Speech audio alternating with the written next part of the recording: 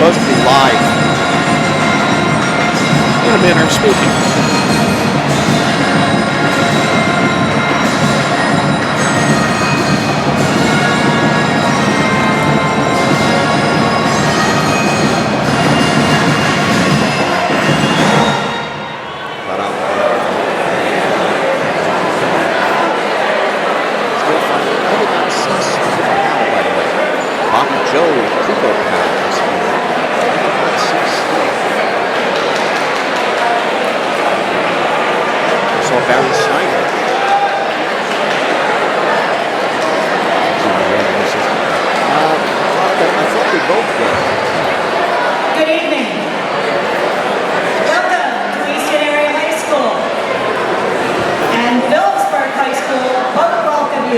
And thank you for your support. This evening, at the end of these matches, there will be 2 awards given. The Brad Weaver Award for the Outstanding Wrestler and the Most Aggressive Wrestler Award, which will be given out from the Easton Lions Club. The other is from the Easton Express. The Easton Area School District expect the highest conduct of sportsmanship to be met in our athletic contests under our control. The schools agree that alcoholic beverages and tobacco products are prohibited on school property. Players, coaches, and fans are required to refrain from the use of foul and abrasive language. The throwing of objects onto the playing surface is strictly prohibited. Home and visiting spectators are to remain in their designated seats and stay off the playing surface at all times. We ask you now to stand, please, while the band plays the Easton alma mater. Rena, time to come down.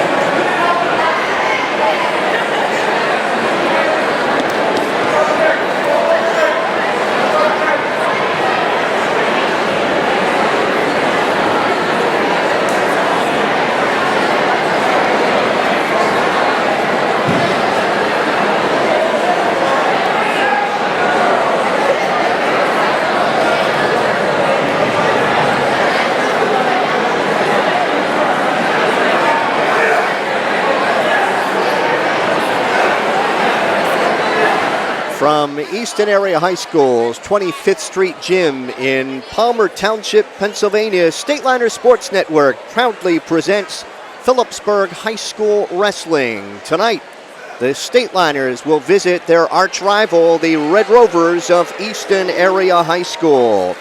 Good evening, everyone. I'm Mike Moore, And along with Bob Kirk, we'll be bringing you all the hold-by-hold of tonight's matchup. Phillipsburg Wrestling is brought to you on the Stateliner Sports Network by Rothman Orthopedics, proud to be the exclusive partner of the NJSIAA and to support Stateliner Athletics. Visit RothmanOrtho.com to make an appointment and stop dealing with pain. Get back to truly living. By Ahart, Frinzy & Smith, recognized as one of the leading insurance agencies in the United States. Find out more at afsinsurance.com. By Urco Credit Union, 450 Hillcrest Boulevard in Phillipsburg and 2240 Northampton Street in Easton. Great rates, low fees. Clean up those after the holidays bills with a low-cost personal loan. Visit us at urcocu.com. By the Firth Youth Center, a proud promoter of youth athletics. Find them at www.firthyouthcenter.com. By Open Mic, for exclusive coverage of the Stateliners and the entire Hunterd and Warren, Sussex area, follow Mike Weileman's blog at mikeopen.blogspot.com. By Welcome to the Pit, a history of Phillipsburg wrestling is available. Order yours on Amazon today. Follow the Stateliners on Facebook at Phillipsburg HS Wrestling. And follow Phillipsburg Wrestling on Twitter at Peaburg HS Wrestling, Peaburg HS WRESTLIN. Stateliners come into the match with a record of 6-1, having finished 11th in the Dvorak tournament in Chicago, 7th in the Bethlehem Holiday Tournament. They beat Raritan 49-13, Monroe 45-18, Hunterd Central 35-19, Kittatinny 40-18, lost to North Hunterd 30-24, bounced back the next night, beating Toms River North 29-28, and beat Ridge last night 61-9. The Red Rovers come in at 7-4, beating East Stroudsburg North 57-18, Liberty 46-24, Central Catholic 60-15, lost to Springford 50-17, lost to Nazareth 51-6, beat Freedom 36-26, lost to Northampton 45-16, beat Parkland 35-24, lost to Bethlehem Catholic 46-27, and then on Tuesday night beat Pleasant Valley 50-20 and Pocono Mountain West 70-12. Going to begin the match tonight at 145 pounds. It'll be Jared Kukor of the Stateliners, a senior 9-9, facing either sophomore Anthony Apgar, 0-13, or Dylan Reed, a freshman, 3-13. At 152, Matt D'Onofrio, a sophomore, 10-10 for the Stateliners, against either Apgar or Reed. And right now, everyone is standing as Easton High's Nini Vigilante will sing our national anthem.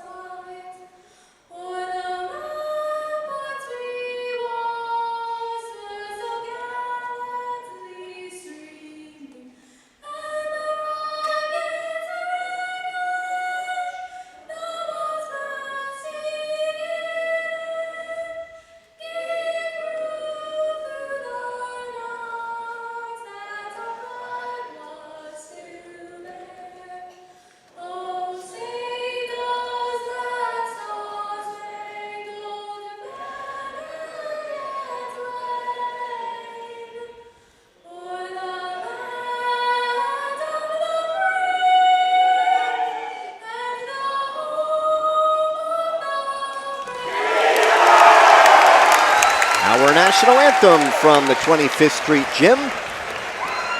At 160 pounds for Phillipsburg sophomore Nate Sestowney, 18-4 against junior Jordan Williams of the Rovers, 7-12. 170 And also for Phillipsburg, Denny Perez weighed in at 160. He's expected to go at 170. He's a senior, 7-9. Facing Easton junior Dominic Falcone, 17-4. 182, the Stateliners have weighed in David Pearson, a sophomore, 12-9, and senior Jake Wicks, 15-8, against Isaiah Reinert of the Rovers. He's a junior, 19-7. 195, either Pearson or Wicks against Anthony Embardino. He's a freshman, 2-10. 220, Gage Horvath of the Stateliners, a junior, 14-7, against sophomore Matthew Cruz, 16-7. 285, Cody Krutz of the Stateliners, a senior, 14-6, against either Donovan Lance, a junior, 1-0, or senior Jaden Thompson, who is 2-14. 106, Sean Stashalitis for Phillipsburg, a sophomore, 6-10, against Easton freshman Nolan Kraser, 7-12. 113, James Day of Phillipsburg, a sophomore, 18-5, against sophomore Braxton Appello of Easton. He's 16-5. 120, Stateliner junior Logan Matsko, 11-5, against either Alex Cameron, a junior, 2-1, or freshman Oliver Fairchild, 9-10. 126, Joe Inamorado for the Stateliners, a sophomore, 14-5, facing senior Anthony Diallo, 8-9. 132, Jason Tino for Phillipsburg, a junior, 12-10, against either Colby Duffy, a senior, 3-6, or senior Brett Scalzo, 7-7. And at 138, Phillipsburg freshman Hunter Cleaver, 2-2, against either Duffy or Scalzo. So talking to both coaches before the match and their formulas to get to 7. Jamar Billman, the head coach of the Rovers, wants to limit damage, Bob, in these first 3 before he gets to, arguably his 2 best wrestlers at 170, Dominic Falcone and Isaiah Reinert. He said even if they trailed, he's hoping that Falcone and Reinert can do some big things and get them back in the match and keep the crowd on their side. There are a couple of matchups that appear to be obvious to one side or the other, so bonus points could loom large tonight. They did a year ago as Phillipsburg won 40-20 with 4 falls, because that made the difference. When on their feet, they actually gave up one more takedown than they received from Easton. And 2 years ago, it was a nip and tuck that went down to the final bout. Easton won the flip, and Dave Post said it really didn't Easton taking even. So Dave Post was wondering whether he wanted to be out first or force Easton to be out first at 160 or 220, and 220 in case the match went into overtime. So this will be Jared Kukor of the Stateliners. He is a senior, 9-7. And we'll see who we'll wait for the public address announcer. See who this is for Easton.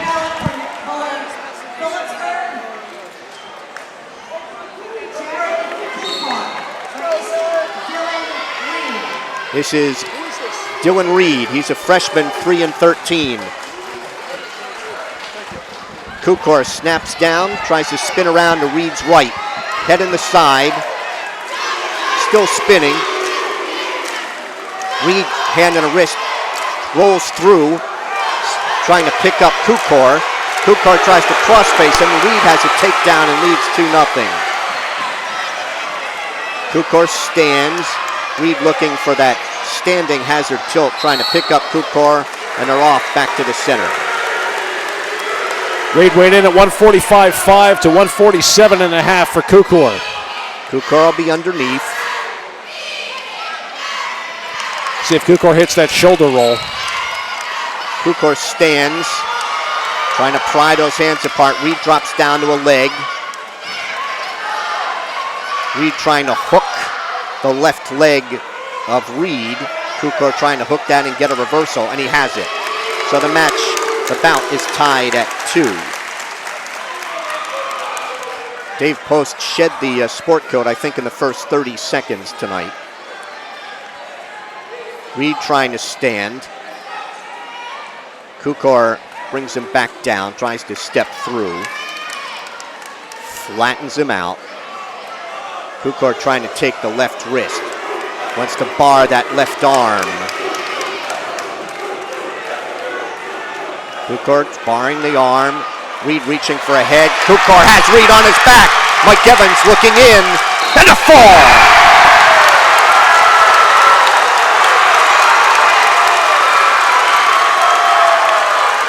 It comes in a minute and a half.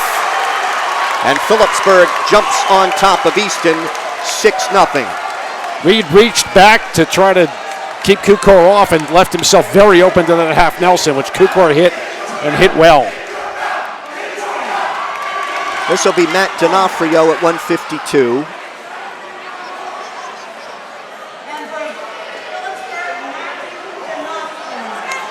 Should be Anthony Apgar for Easton. D'Onofrio circles to his left. Apgar is a sophomore. He's looking for his first varsity win. D'Onofrio's 10-10. They're off no advantage. Stateliners in their predominantly garnet singlet.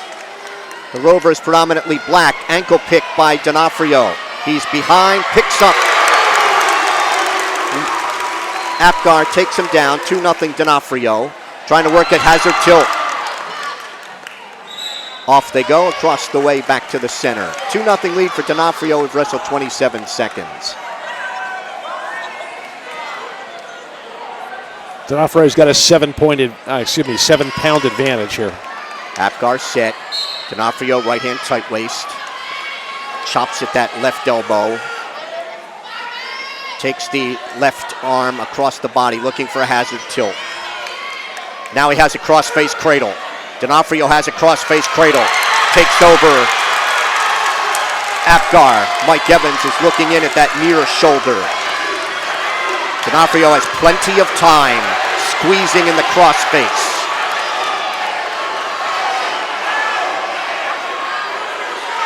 Looking in at that left shoulder. Can't get much of a better look than Mike Evans has at this. Breaks the cradle.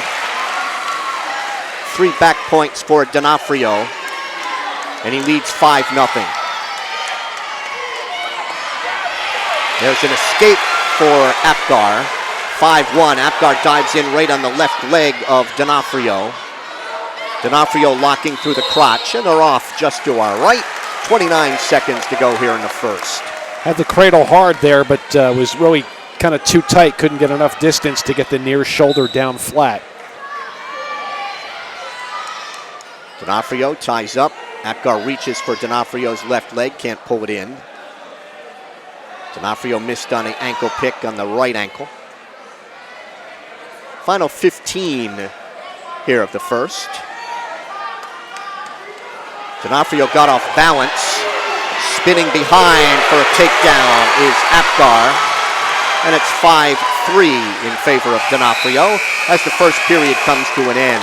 This broadcast is presented by the Stateliner Sports Network for the use of our viewing audience under the authority of the Phillipsburg Board of Education and may not be rebroadcast or retransmitted without the express written permission of the Stateliner Sports Network. Visit us at StatelinerSports.com. D'Onofrio underneath to start the second. He rolls out the back door. He's going to get one. On the escape, D'Onofrio on top, 6-3. He's really very good with that move. Working takedowns, they each have one.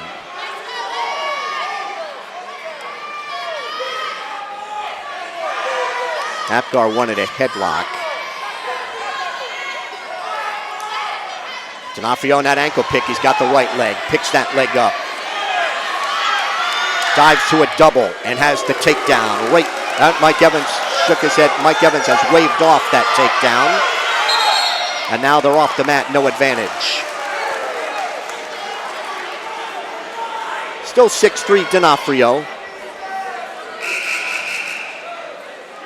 Pete Kaiser asked it okay, and Mike Evans says, yeah, no takedown. I waved that off. I thought he had signaled it at first.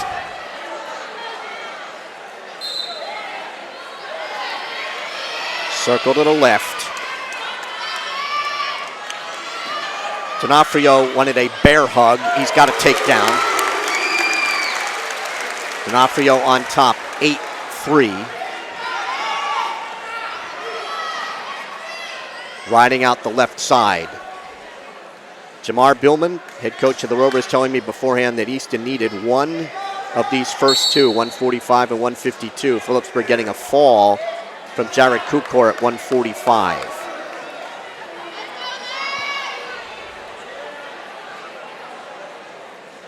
Apgar gets set in that Easton black singlet, block E on the left thigh. D'Onofrio trying to break down Apgar as he tried to crawl away from him on the whistle. Apgar sits, now stands, trying to pry those hands apart, and they are off with D'Onofrio still in control and 35 seconds to go here in the second. There's a couple seats available on both sides, but not much more than that. Apgar ready. D'Onofrio wraps that tight waist around the left side. Apgar stands, he's out. On the escape, it is 8-4 in favor of D'Onofrio.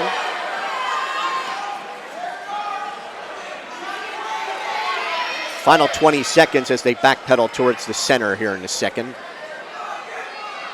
Ankle pick again by D'Onofrio for a takedown. 10-4, D'Onofrio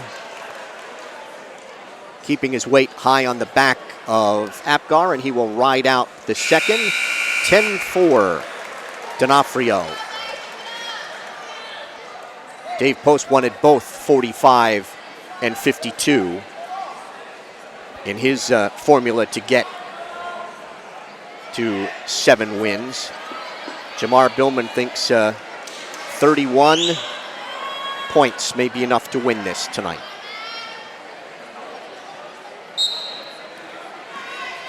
Starting underneath in the third, Apgar tried to crawl away. And D'Onofrio lost the cradle, but he still has the left leg and maintains control. Came precariously close, putting himself in some trouble. Yeah, initially lost his balance and then recovered and plowed forward to maintain control. He has a cross-face cradle locked up. Now he lost it. Right in front of the Stateliner bench across the way. Apgar was reaching back there, which was what Dylan Reed did in the prior bout, and ended up getting pinned with it.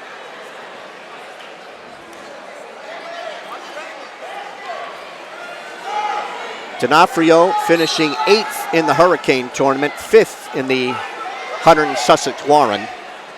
On the escape, it is 10-5 on the escape by Apgar. Missing on an ankle pick is D'Onofrio. Now dives in at a single behind the right knee. Has his hands locked behind that. Apgar trying to pull him apart. Picks up on the far ankle. D'Onofrio picks him up, walks him back to the center, and D'Onofrio will have a takedown.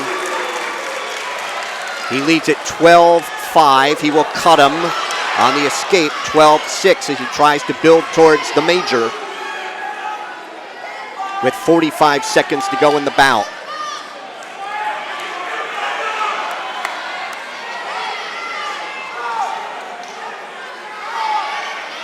Wrestlers break apart. D'Onofrio has 4 takedowns, an escape, and 3 back points. Maybe biding his time. Try and get this takedown late. Can't sweep the right leg. Now he's in on the right leg behind the knee. Drives through, and he's got the takedown, but they're off the mat, and he's had difficulty controlling Apgar from the referee's position. So he's built to the major right now at 14-6, if he can break him down.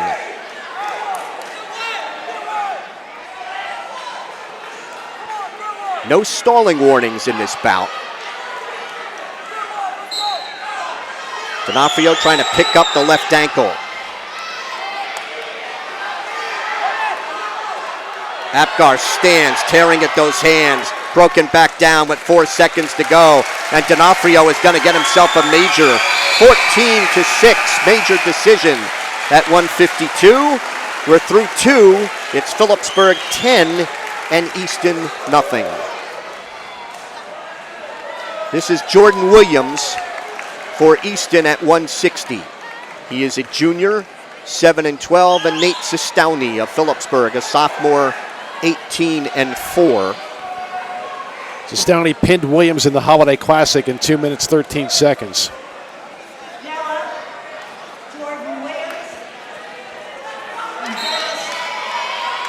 In right away, and the right leg behind the knee is Sestowney. Picks that leg up. Now he's behind Williams, has a takedown, and Sestowney leads 2-0. Sestowney trying to check him back and step across. He's got him stacked up. Mike Evans is looking in at the left shoulder. Cups him under the chin, trying to get back and maybe get chest to chest with Williams. Williams trying to pick that off. Now he drives a half from the left side, and a body press by Sestowney. Cups him under the chin, more weight on that left shoulder. Mike Evans looking in, and able to belly down is Williams, but that's 3 back points for Sestowney, and he leads 5-0. Wants to try and check him back and drive the half. Mike Evans looking in now at that left shoulder again. Body press by Sestowney. Dave Post wants to call. Body press by Sestowney again. Plenty of time yet. Ties up both arms, and the fall.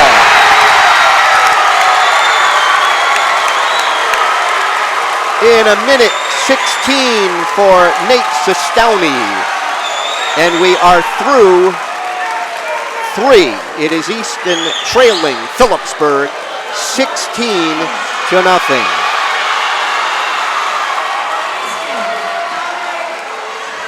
Dominic Falcone for Easton at 170. And this will be Denny Perez for Phillipsburg. He's a senior, 7-9. Great start for Phillipsburg here with bonus points, but this bout figures to favor the Rovers. Dominic Falcone will be attending the Military Academy at West Point. Already committed there and just a junior. He'll be wrestling for Army. Trying to work a Russian tie and an inside trip on Perez. They're off. They've wrestled 19 seconds.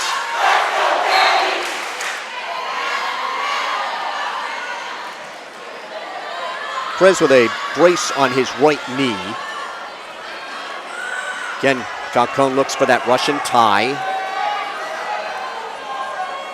Now drops down to a double at the edge and has a takedown. Falcone on top, 2-0. Falcone was a victor last year, 5-2 over Jake Wicks. He is a defending district and region champ, 8th in the state last year. Tries to bar the left arm on Perez. Off they go. Finished 2nd in this year's Hurricane, 5th in the Escape the Rock, and he's ranked 2nd in this weight class at Lehigh Valley Live. He has a career mark of 68-28.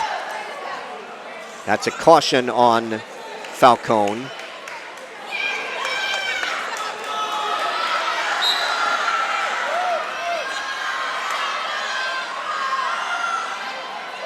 Falcone has a right hand tight waist, reaching inside for the left wrist. Right in the center of that Easton white mat wrestling surface. A black a black Easton across. Perez has an escape, then Falcone gets in on a double, and he has a second takedown. They're off, it's 4-1. And Jamar Billman says cut him. 4-1 Falcone. Optional start. He will push Perez away, then dives in on a single leg and converts it. 6-2 Falcone. He will go to cut Perez again on the escape at 6-3.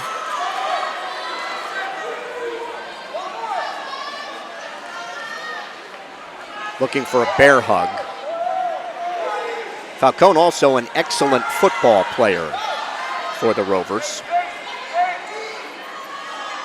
Dives in on the right leg, and as he tried to switch to a double, they are off with 11 seconds to wrestle in the first. He's very active on his feet. Perez trying to stay very low. Wrestlers break apart. And the first period,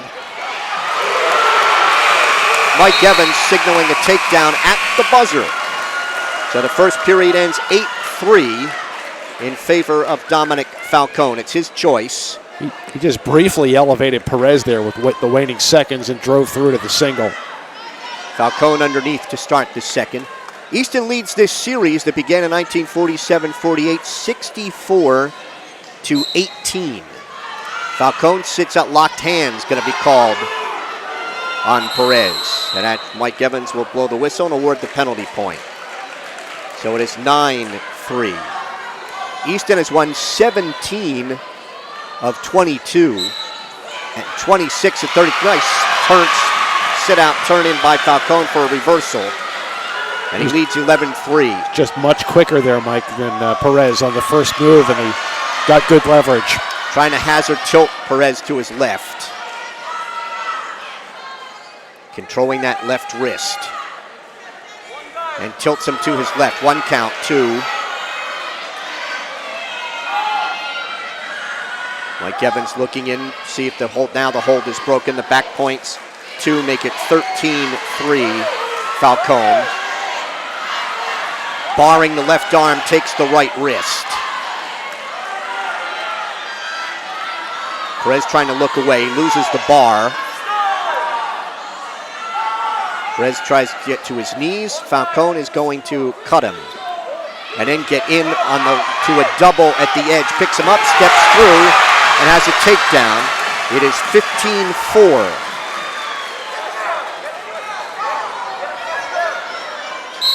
Off they go, right in front of our Stateliner Sports camera. 47 seconds to go, 15-4 here in the second for Falcone.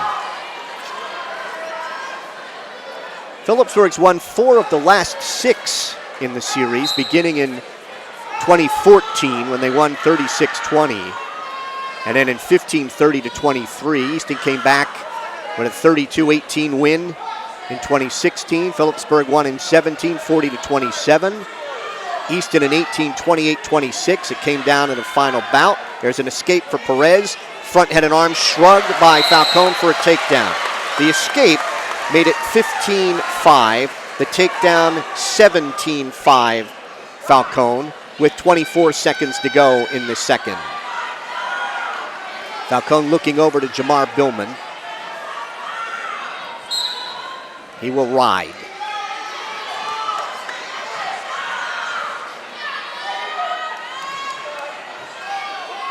Falcone reaches for the right wrist, and Perez going to tie that left wrist up so he can't lock up anything. Stalling warning is called on Denny Perez. And the second period will end 17-5 Falcone. Perez's choice, and he will take top.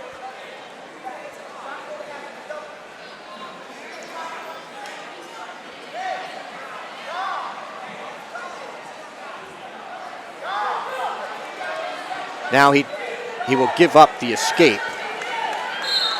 18-5. I think Coach Post here is trying to get to attack. He has to take him down to his back, which he does not do, but he gets the technical fall in 4 minutes and 12 seconds. 20-5, the technical fall.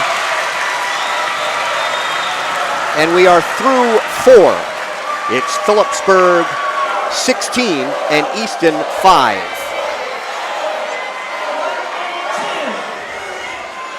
Isaiah Reiner at 182 for Easton, and this is David Pearson for Phillipsburg. Pearson is a sophomore, 12-9. Reiner is a junior, 19-7.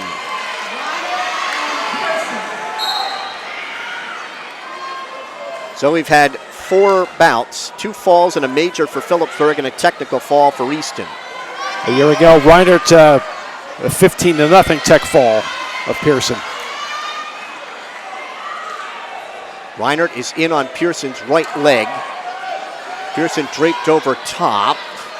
And Reinert coming out the back door has a takedown. 2-0 Reinert. Reinert third in District 11 last year, 4th in the Northeast region, 5th at this year's Hurricane, 5th in the Escape the Rock tournament, ranked 3rd in this weight class by Lehigh Valley Live, and he's 64-34 in his career. 2 years ago, he got a 10-0 win over Jason Zinsmeister. So back-to-back Easton Phillipsburg matches, and Isaiah Reinert has yet to give up a point. Trying to control the left wrist of Pearson. Picks up on the left ankle, trying to take Pearson off his base.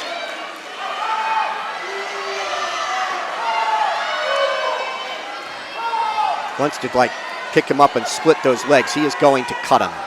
An escape for Pearson, 2-1. Working takedowns here at 182. Pearson at 184.9 to 181.5 for Reinert. Reinert in on a double, has a takedown. Leads Pearson 4-1. As far as Dave Post is concerned, so far this has gone according to plan. Phillipsburg winning at 45 and 52, and of course Stowney was a heavy favorite at 60, and Dominic Falcone of Easton was a heavy favorite at 170. But in the bonus point battle there between 160 and 170, Peaburg is 1 to the good. First period ends 4-1. Reinert over Pearson. David finishing 5th in the Hunter and Sussex Warren. Honorable mention in this weight class by Lehigh Valley Live. Pearson underneath to start the second. And Reinert will cut him. On the escape, 4-2 in favor of Reinert. Dives in on a double. Pearson sprawls. Reinert trying to dump him down to his left hip. Pearson in a sitting position and has to belly down. Reinert's third takedown leads Pearson 6-2. He's going to cut Pearson. It is 6-3.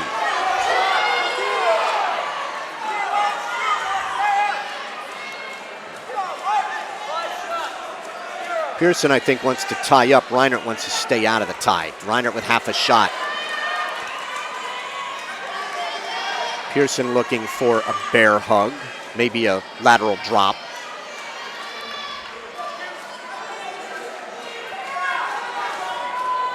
Wrestlers break apart. Eyeing up each other. Pearson fakes a shot. Diving in on that double again is Reinert. Going to drop Pearson down to his left hip. Pearson hanging on to a leg, wants to try and belly down. He's hanging on to the foot of Reinert. No takedown yet. Now he loses control of that foot. Reinert has his 4th takedown. It's 8-4. Wants to hammerlock Pearson's left wrist.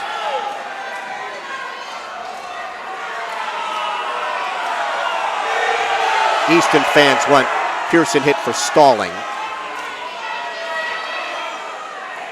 Again, tries to pick him up through the crotch and then step through. There's a stalling warning on Pearson. Right in front of the Easton bench. And head coach Jamar Billman as they go off. Jamar's in his 4th year, 44-21, a 2-time state champ at Easton. Wrestled then at Penn State and Lock Haven and was an All-American.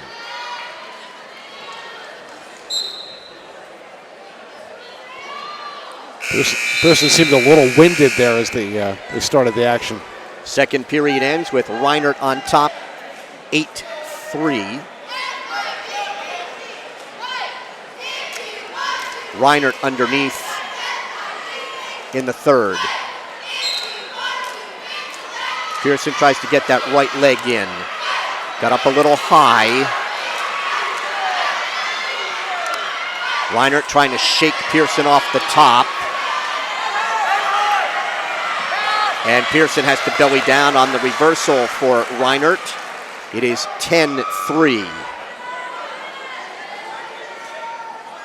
Trying to tilt Pearson to his left. Mike Evans said he's not, there's a 1 count. Now he's counting out back points. 3 back points coming for Reinert. Pearson trying to keep that left shoulder up and off the mat.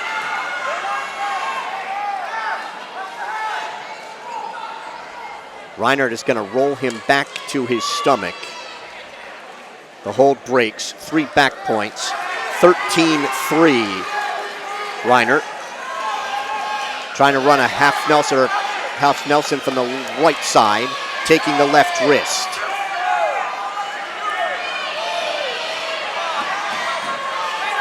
Again, wants to step through. They're off, almost into the lap, into the lap of some photographers.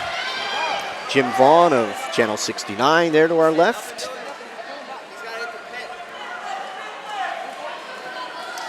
Reinert is going to cut him. 13-4. Circle each other to the right. Reinert has been diving in on doubles and does again. Pearson just did not react there. Pearson trying to hang on to that left leg.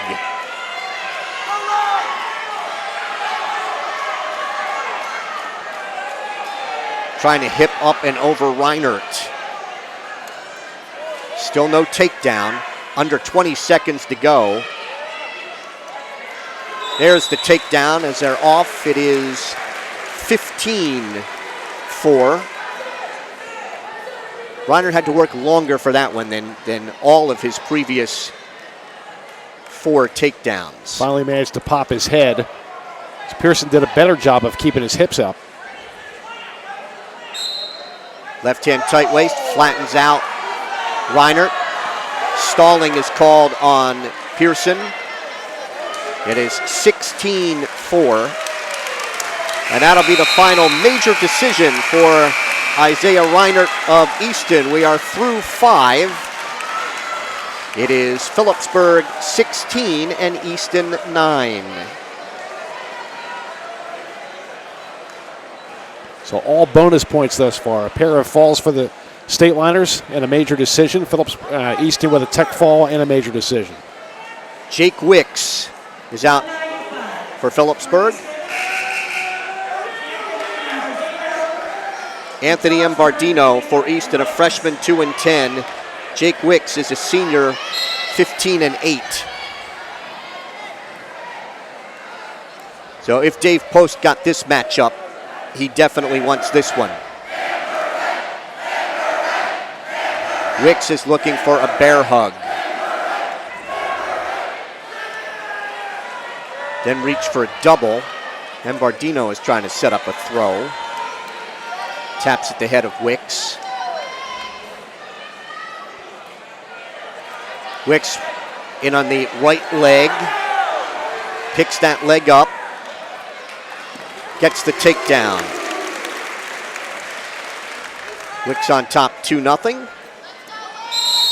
Puts a half Nelson in from the left side, and they're off the mat at 1:16 to wrestle in the first.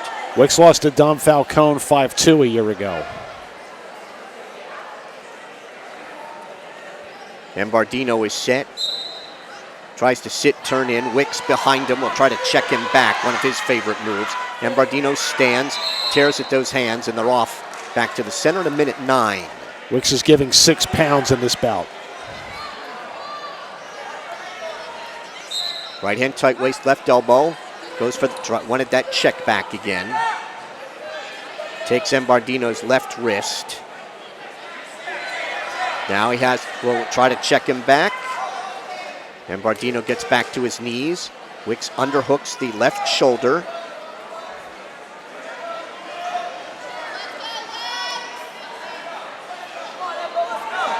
And Bardino again gets to his knees. The battle for hand control right in front of the Easton bench, and they're off the mat to our right at 37 seconds. Phillipsburg leads the match 16-9. We're at 195, or the 6th of 14. And Bardino tries to sit out. Wicks stands behind him. And Bardino has an escape. It is 2-1.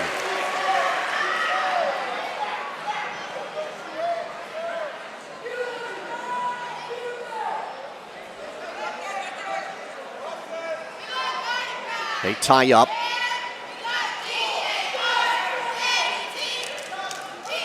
And Bardino wanted to try and snap Wicks. Wicks reaches for the leg. Can't pull it in.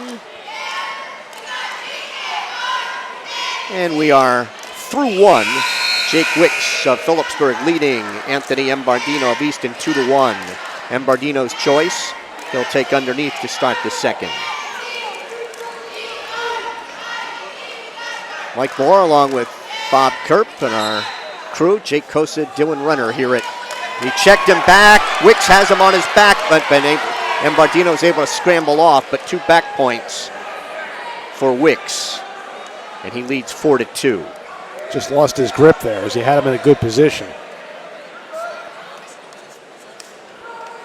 Right hand thigh pry.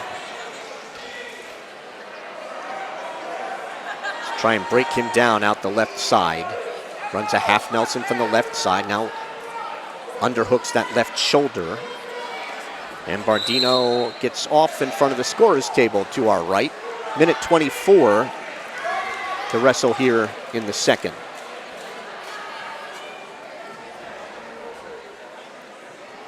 Mar Billman assisted by Jeremy Hartram, Brandon Mahalko in the chairs. Barry Snyder, the long-time Easton assistant. Wicks cups him under the chin. He has Bardino on his back. Body press on that left shoulder as Bardino tries to bridge. And he's able to belly down. 3 back points for Wicks. And he leads 7-1. He's got the left arm barred. Trying to cup him under the chin. Takes him over with the bar. Mike Evans looking in at the left shoulder. Fall!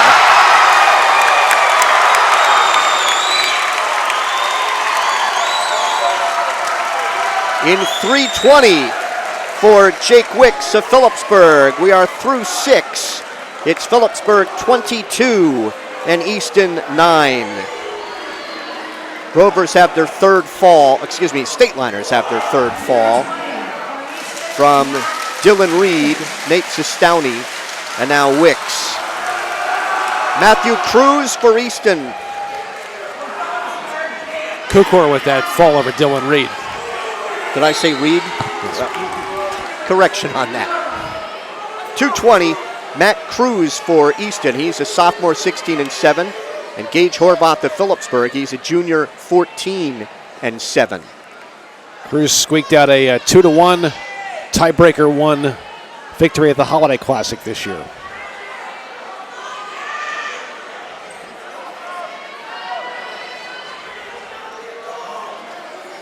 No advantage. We've wrestled 30 seconds. Cruz reaches for a leg, can't get it. Cruz with a 7-pound advantage here. Diving in is Horvath, no advantage, and they're off across the way. It's a bit of a spread eagle lunge there from Horvath. A couple of tall 220-pounders.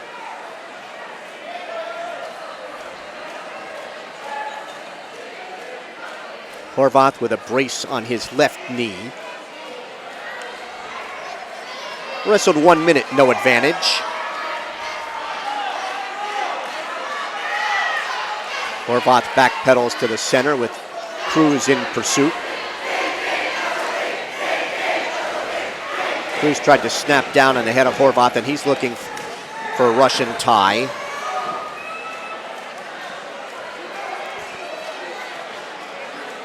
Horvath lost 15-7 a year ago to Andrew Balukas. And Balukas ended up a state runner-up for Easton. Really the surprise, pleasant surprise of the whole postseason for Easton. Final 15 seconds here of a scoreless first.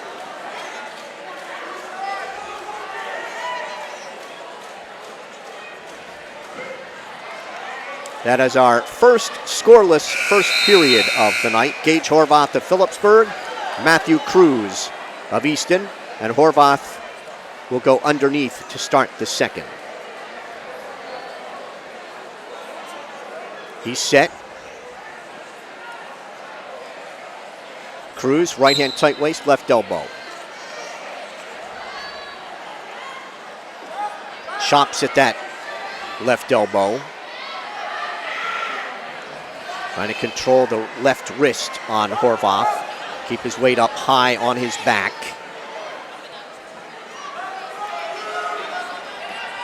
Horvath tries to stand.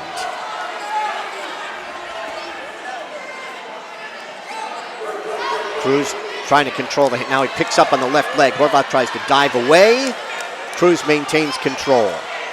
Horvath trying to pry the hands apart at the edge of the mat, and they're off. They'll get a fresh start with 1:22 to wrestle here in the second. Horvath gets set. Gage is a defending district champ.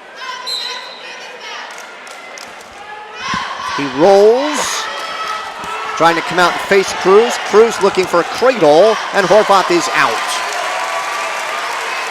Stateliner Jr. with a 1-0 lead here in the second, working takedowns. Horvath finishing 4th in the Hurricane, 3rd in the Hunter and Sussex Warren. He's ranked 5th in this weight class by LehighValleyLive.com. He has 34 career wins.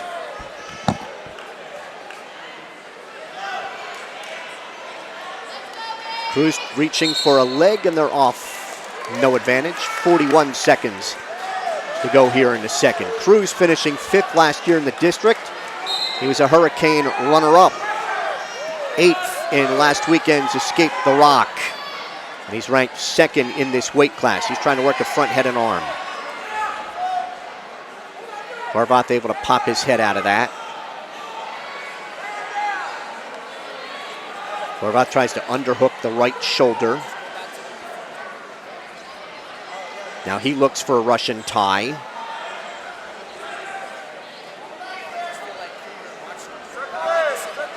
Under 10 seconds to go here in the second. Neither one has been close to a takedown in approximately the 1.5 period on their feet. So the second period ends 1-0 Horvath, and Cruz will go down in the third.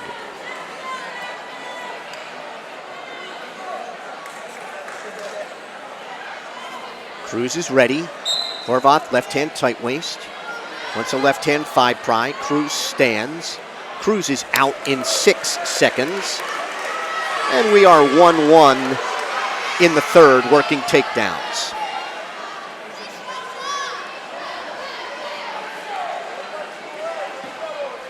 Easton's going to win this tonight.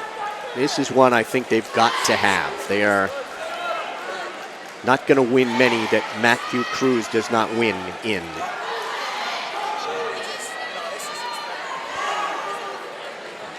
Horvath has mostly been working up top.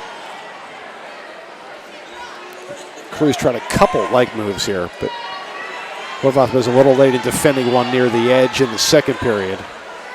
Certainly not much diving on any leg.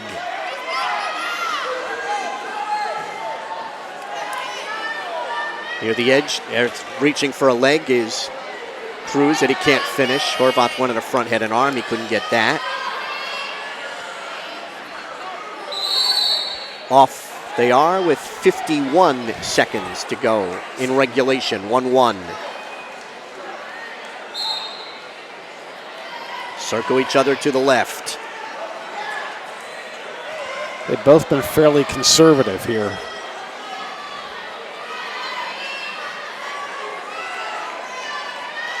I think trying more not to be scored against than trying to score. 30 seconds to go in regulation. So I think, Bob, even those Russian ties that they're attempting are they are cautious, not trying to force anything. Get a good purchase of the other wrestler to know exactly where he is and where he's going. They've wrestled close to 12 minutes in two bouts with not a lot of scoring. Right. I mean, 2-1 ultimate tiebreaker win for Cruz. And they are 1-1 here, and we will go to the 1-minute sudden victory. 1 minute up on the clock. Pete Kaiser, clock operator. Wrestlers circle to the left.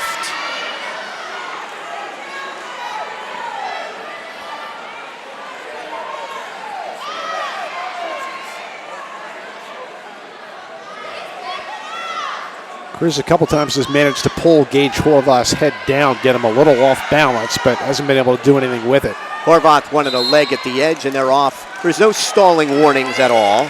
34 seconds to go here in sudden victory. Phillipsburg with a 22-9 lead in the match. This is the 7th of 14.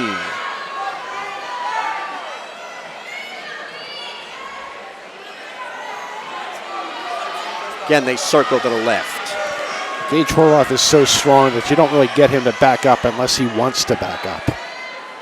Drives through, has backing up some Easton cheerleaders on the mat to our right. Looking for a bear hug is Horvath. They're off 4.2 seconds. And this one will go to the ultimate tiebreaker. The flip of the disc. Cruz. He'll go down. He's out very quickly in the third. 30 seconds up on the clock. Cruz is ready. Stands. Horvath drops down to the right leg, and he's out. Cruz is out. He has an escape. That's a 2-1 lead for Cruz. With about 15 to go here, off they go.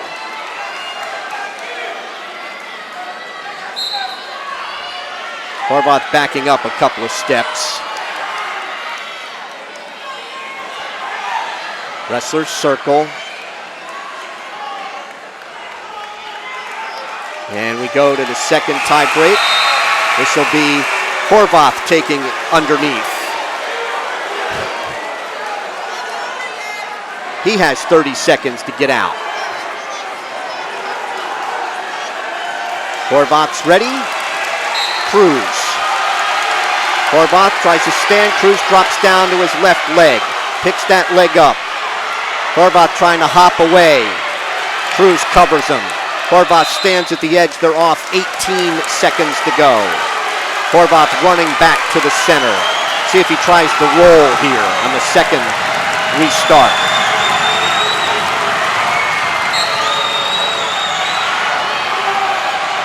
Cruz controlling that left elbow. There's the roll by Horvath out the back door. Cruz still in control. 5 seconds to go. Horvath stands. Horvath rolls. Cruz stays with him, and Cruz will get the win 2-1.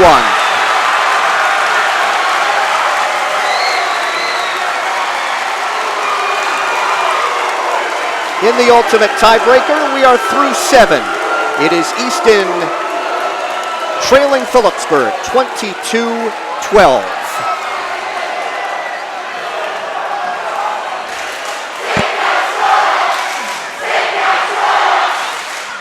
All the action came at the end there as Cruz was able to keep hold of Horvath.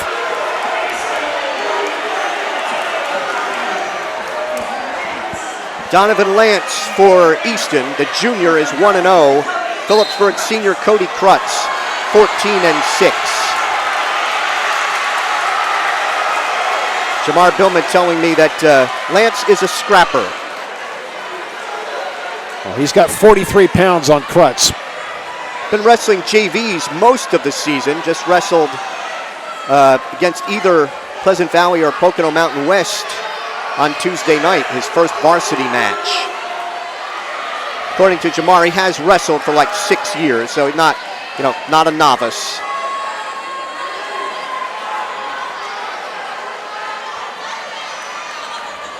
Cody Krutz, the subject of a story in Lehigh Valley Live last couple days, written by Brad Wilson. He wants a headlock. Krutz trying to slip it. Krutz has the takedown, and he rolled off his back. And Mike Evans says no takedown. No takedown, no points.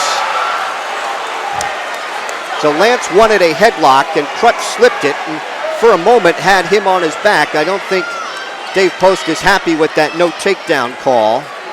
I think he wanted a takedown and perhaps some back points. It was perilous on both sides. Krutz reaches for a leg, can't pull it in. But it was fast moving, so I understand why Mike Evans did not award points.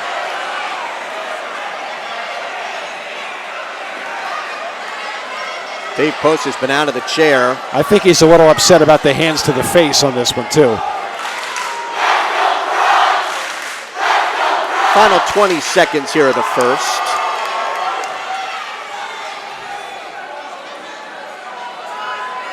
Tie up and fight for hand control.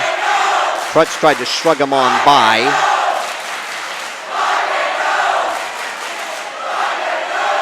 And the first period will end scoreless here at 2:85. It is Lance's choice. He will defer. Krutz will go underneath to start the second.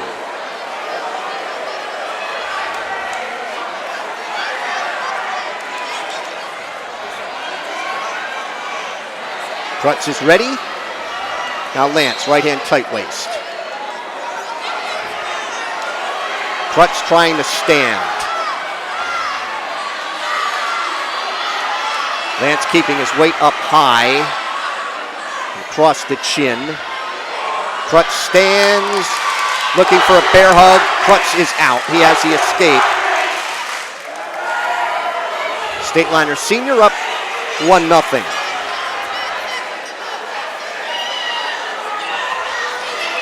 Got to obviously be leery of the headlock, having seen it once before. Krutz has 41 career wins. This is one that Dave Post wants. Lance is the taller of the two. A little tough for Cody Krutz to get leverage on the upper body moves that he prefers. Cody telling Brad Wilson he prefers to be on the mat. Confident in his ability to get away and in his ability on top. Looking for that headlock is Lance. It is slipped, and Krutz has a takedown, has him on his back. Out in front, trying to get more on the left shoulder, and a fall!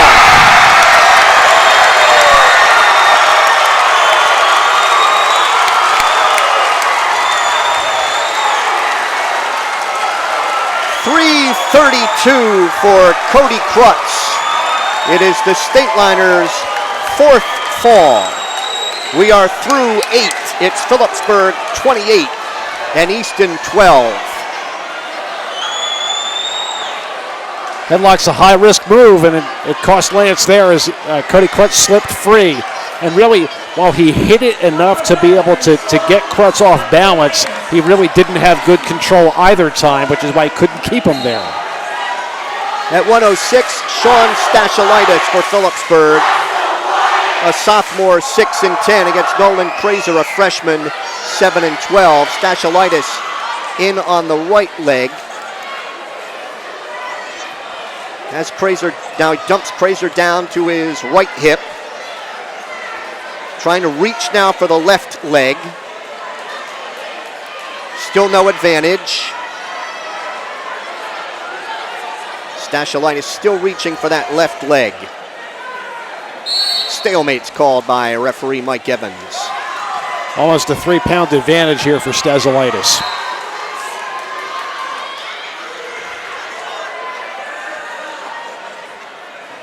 I think he is just always, Mike, going to be the taller guy in this bout. You know, in his vision of getting to 7 before the match, Dave Post is, right now, he's 5 for 5 of the bouts that have wrestled, and he thought he needed to win. And the Stateliners have 4 falls and a major in those 5 wins. Stateliner trying to tie up the wrist, reaches for that right leg. He's trying to lock up a cradle out the side. Stateliner has a takedown. He's got a cradle. He will lose the cradle, but he has a takedown and a 2-0 advantage. Stateliner reaches for the left wrist and bars the right arm.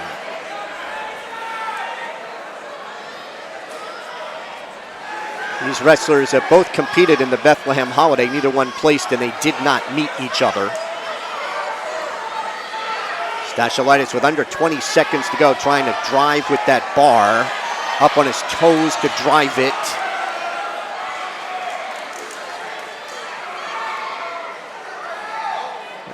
Reaches back, maintain control of Krazer, and after 1, Stateliner on top, 2-0.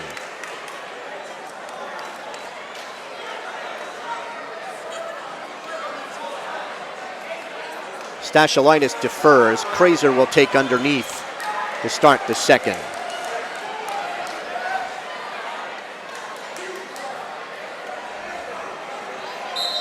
Left hand tight waist.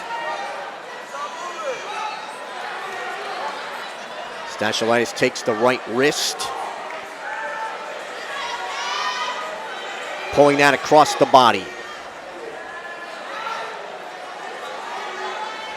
Right hand thigh pry, trying to break down Krazer.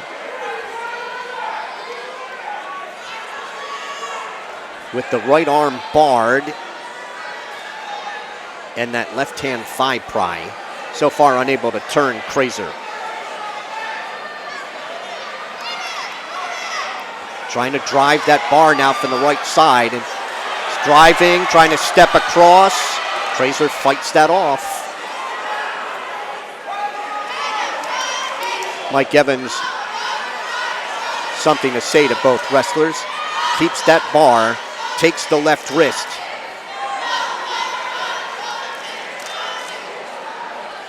Stateliner been able to control Krazer. Now he wants a lever, but not able to turn him. With under a minute to wrestle in the second and leading 2-0 on that first period takedown. Krazer can't get to his base, but he was able to spin enough to prevent Stateliner from stacking him over with the bar. Stateliner reaches, Krazer tries to get to his knees. Stateliner maintains control. Reaching behind the right knee now. Now he has the left wrist and pulls that across the body. Mike Evans goes stalling on Stateliner. First warning. Again, trying to flatten him out. Take the far wrist and run the bar from the right side. Krazer looking away, trying to avoid being turned, and now Stateliner trying to step across. Got a 1 count as the period ends. Just ran out of time there before we could get him flat. Stateliner is going to take the top in the third. He has been able to control Nolan Krazer of Easton. Krazer gets set. Stateliner left hand tight waist, and he breaks him down. And Krazer's hurt. Down on a wrist or something. Krazer chose underneath to start the second period. Really didn't come close. Krazer is in some discomfort here. Might have flopped down on his wrist. Hey, he's, as you can see on the camera, moving his right leg. Whatever happened on his right side was out of our view. But he was obviously in some pain.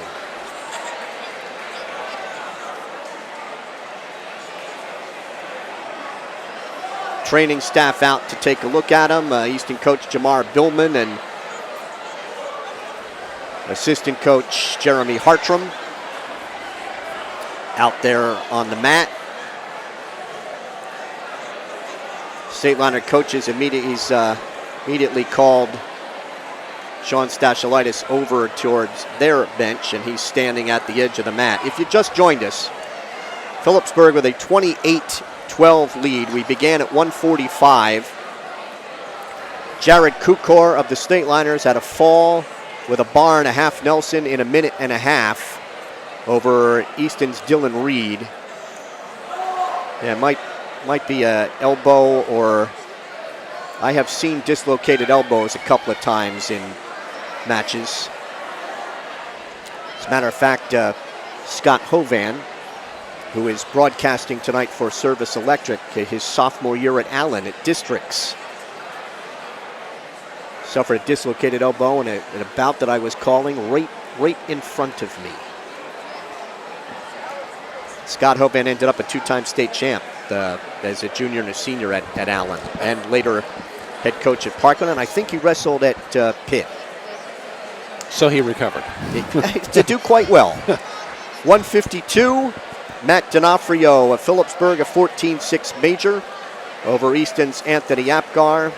160, Nate Sestowney, Phillipsburg, a fall in a minute 16 over Jordan Williams. 170, Dominic Falcone of Easton, a technical fall, 20-5 over Phillipsburg's Denny Perez in 4 minutes and 12 seconds.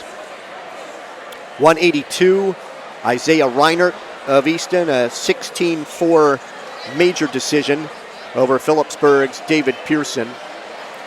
At 195, Jake Wicks of Phillipsburg, a fall with an arm bar in 320 over Anthony Embardino of Easton. 220, Matthew Cruz of Easton, a 2-1 ride-out win over Phillipsburg's Gage Horvath. 285, Cody Krutz of Phillipsburg got a fall in 332 over Donovan Lance. Phillipsburg 28 and Easton 12. And Phillipsburg's Sean Stachelitis is going to get a win here at 106 by injury default over Nolan Kraser. And it is Phillipsburg now 34 and Easton 12 through 9. And it's coming just about, I'd say it was in 4:06 or so. It was right after they were in the referee's position to start the third period. And Kraser underneath, and as he was broken down, just gave Mike Evans that very pained look, and started to shake his right leg, and you knew something was not right. As the trainers continue to take a look at the Easton freshman. Phillipsburg Easton Wrestling on the Stateliner Sports Network, brought to you by Rothman Orthopedics, proud to be the exclusive partner of the NJSIAA and to support Stateliner Athletics. Visit RothmanOrtho.com to make an appointment and stop dealing with pain. Get back to truly living. By Ahart, Frinzy & Smith, recognized as one of the leading insurance agencies in the United States. Find out more at afsinsurance.com. By Erco Credit Union, 450 Hillcrest Boulevard in Phillipsburg and 2240 Northampton Street in Easton. Great rates, low fees. Clean up those after the holidays bills with a low-cost personal loan. Visit us at ercocu.com. By the Firth Youth Center, a proud promoter of youth athletics. Find them at www.firthyouthcenter.com. By Open Mic, for exclusive coverage of the Stateliners and the entire Hunterd and Warren, Sussex area, follow Mike Weileman's blog at mikeopen.blogspot.com.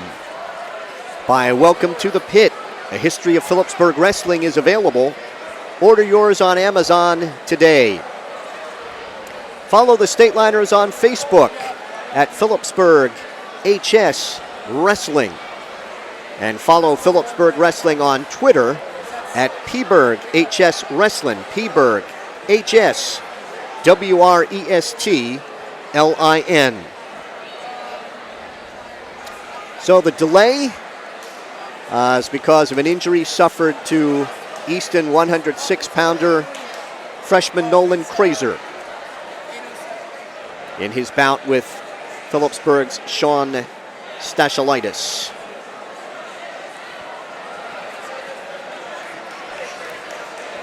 The injury default giving Phillipsburg a 34-12 lead through 9.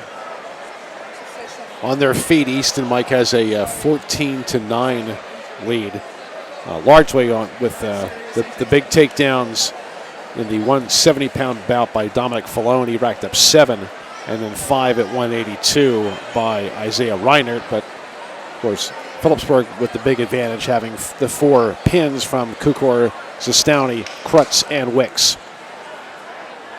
Easton's team is going to head back to some locker area, back behind their bench here at the 25th Street Gym. As I mentioned, this series began 1947-48, and Easton won the first 25 matches in the series before Phillipsburg with head coach Thad Turner broke through in 1963 to win 22-16. And with Thad Turner, Stateliners won 9 in a row. And some of those in the late 60s were barn burners. And they started to introduce closed circuit television at the matches. Those were kind of pre-cable broadcasts of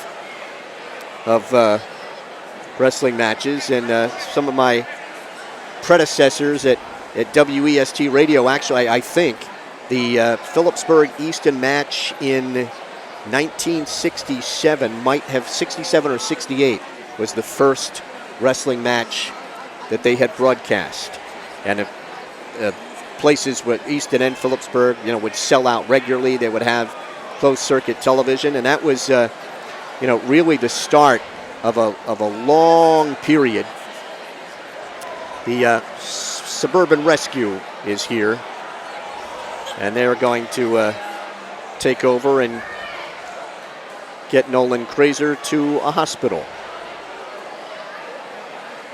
In the 1980s, because of neither gym able to hold the number of people who wanted to see these two teams wrestle, ended up moving matches to Kirby Fieldhouse. First one at Kirby was in 1989. Easton then, Phillipsburg had won the 88 match here at Easton, 22-17, and then they wrestled at Kirby from 1989. And at Phillipsburg's last win at the pit until 2015. Hard to imagine the home mat advantage. Their last win over Easton at the pit, they went from 1971 to 2015 without beating Easton at the pit. And speaking of the pit, that had to rankle. we will be back there on Monday night. Stateliners will entertain High Point, which right now is the North Jersey Section 2 Group 2 leader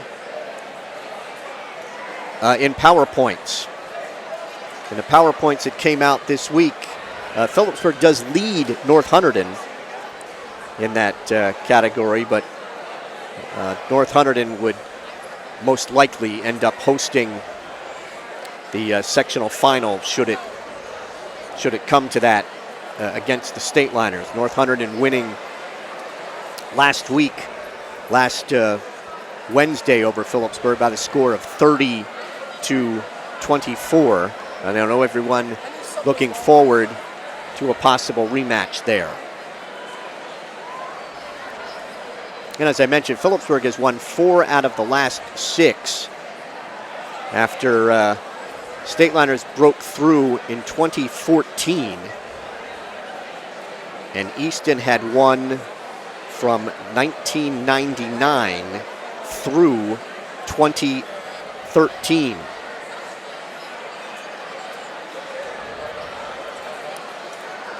It's a 15-match streak by the Rovers. So High Point coming up, Mike, had 2 finalists in 100 Sussex Warren. Devin Liebel was a second-place finisher to Eddie Ventresca, the very impressive wrestler from Pope John, at 126.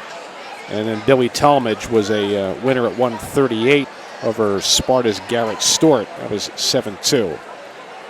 In the Escape the Rock tournament this past weekend, Ryan Crookham of Notre Dame beat Eddie Ventresca in the final. And I think it was 1-0. So Crookham able to ride out Ventresca to get that win. Still attending to Easton's Nolan Kraser.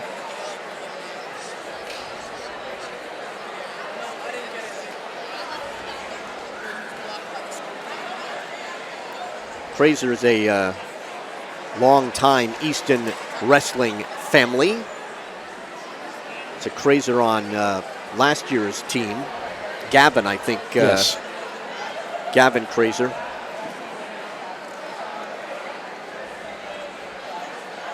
Jamar Billman up and talking to his wrestler. Yes, Gavin Kraser was a winner a year ago, 10-2 over TJ Abode. And then at 160.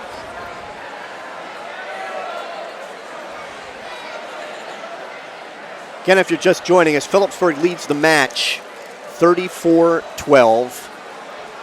And the delay is because of an injury suffered by Easton 106-pounder Nolan Kraser. We will be voting on the Brad Weaver Memorial Award, which goes to the match's most outstanding wrestler, and also the Easton Lions Club Most Aggressive Wrestler Award. Last year's Weaver Award winner was Phillipsburg's Joey Innamorato, and the Most Aggressive Wrestler Award went to Phillipsburg's Logan Matsko.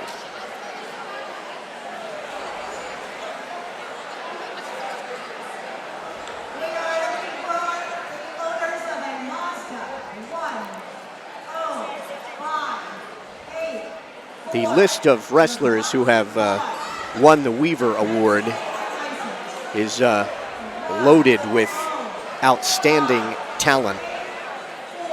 Among the winners,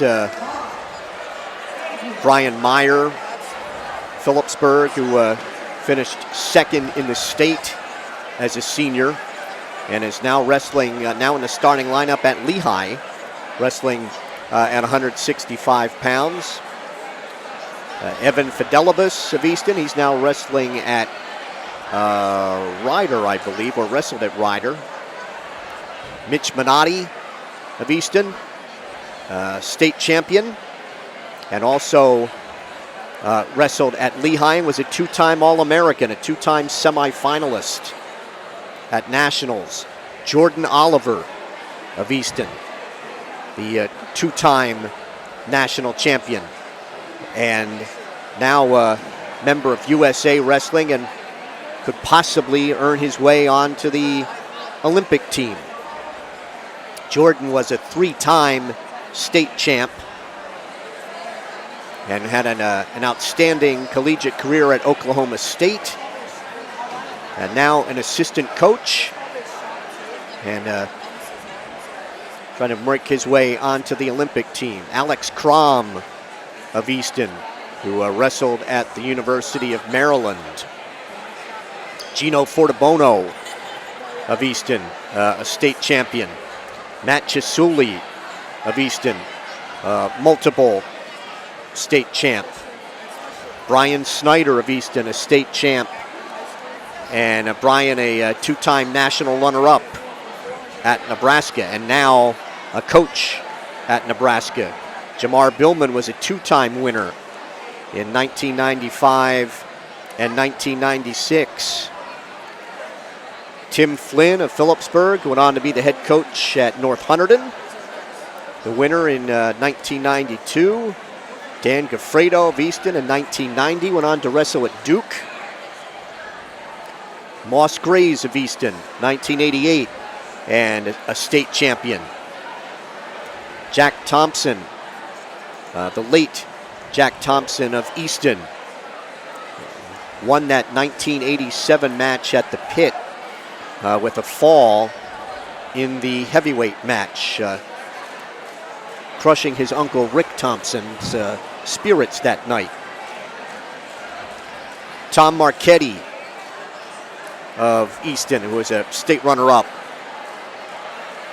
Jack Kuvo, of course, a three-time state champ and a two-time national champ. Jack was the winner in 1983.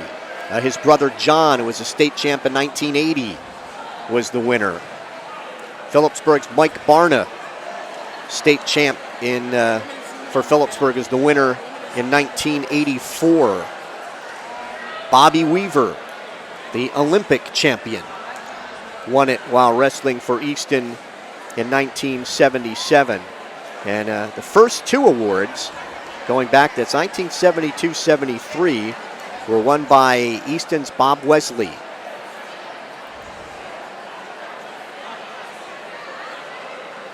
So last night, Mike, we had a couple stateliners who did not appear in the lineup. Not that they were needed for the scored outcome, but based on upcoming match limits and trying to work around that. And we talked about the way New Jersey carries that and Pennsylvania does not. And it just seems that taking the match limits, considering every bout that is wrestled in a tournament, ends up penalizing wrestlers who do well in tournaments versus someone who's one and done, two and done in a tournament and doesn't have that logged against him. They've put some kind of immobilizing device on Nolan Krazer's right arm and right elbow.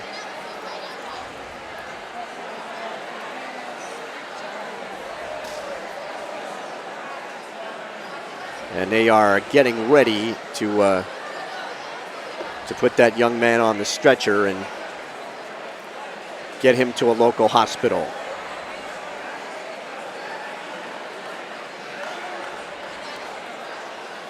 Jamar Billman holding one of the IV bags. And there's the hand for standing ovation for Nolan Krazer and his Easton teammates. Going to come out on the mat and wish him the best.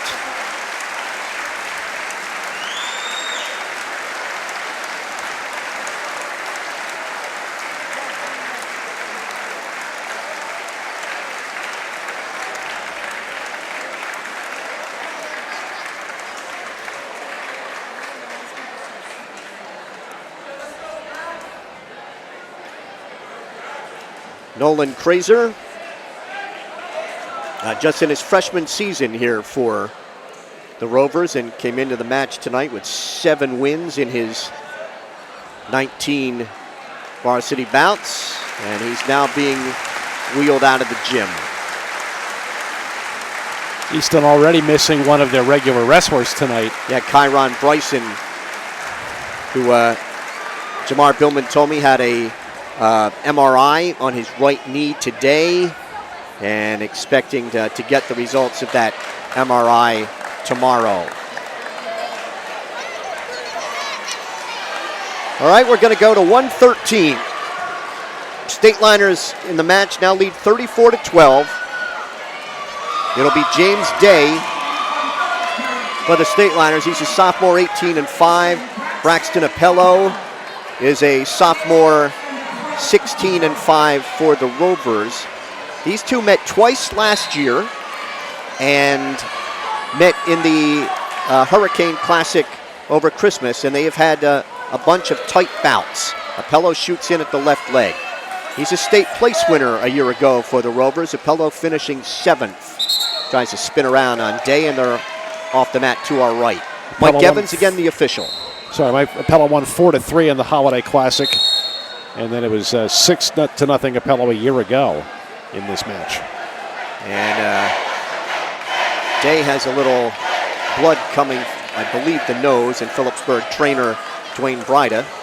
Out, we're going to get a little mat cleanup also here in the second.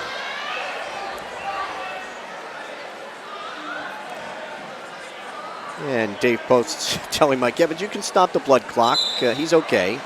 They stopped the blood clock. Last year was a pair of takedowns and a pair of escapes for Appello. And James Day had a takedown and a reversal, and then one stalling point. Wrestlers tie up. Appello tries to snap and spin. And Appello has a takedown. He leads 2-0. Trying a near leg forearm tilt. Day trying to roll on through. Appello trying to tilt, now wants a half, and Day rolls on through that. Day trying to come out and face him. They're off with Appello still in control as they come off right in front of our Stateliner Sports camera. Day gets set. Appello, right hand tight waist, left elbow. Trying to lock up a cradle. Now wants that near leg forearm tilt again.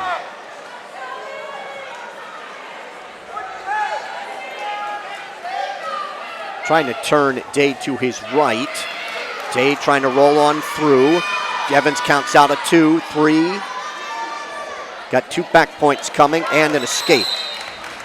And we're going to get blood time again. So 2 back points for Appello to go up 4-0, and then an escape for Day. I'm not sure that he's given that. Or he stopped it for blood before that? Yeah. Mike Evans made a point of signaling 2, but then walked over to the scorer's table, and he did not single 1 that I saw. Just joined us. The Stateliners are ahead 34-12. They have 4 falls, a injury default win, and a major for 34. Dave Post can't believe that Day is still underneath. Easton has a technical fall, a major, and a regular decision. There's a caution on Appello.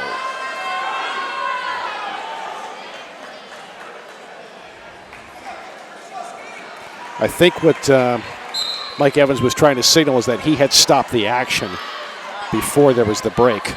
Appello trying to bar the left arm, takes the right wrist. Trying to turn Day to his left.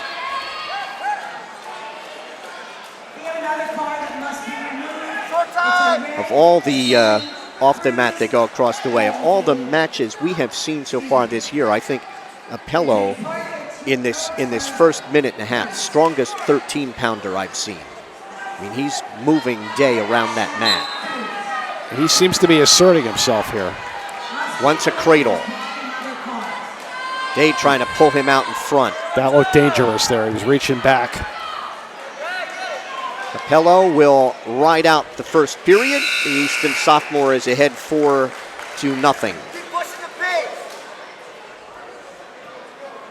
Appello's choice.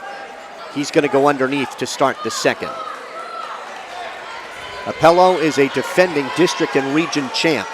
Second in this year's Hurricane. As I mentioned, 7th in the state. He's 44-16 in his career. He stands. Day picks him up on the mat return. Day trying to run a half from the right side. Off they go. 11 seconds in. James Day, third in the district last year for Phillipsburg, sixth in the region. He has 47 career wins. Appello stands. Day trying a standing hazard. Appello stands.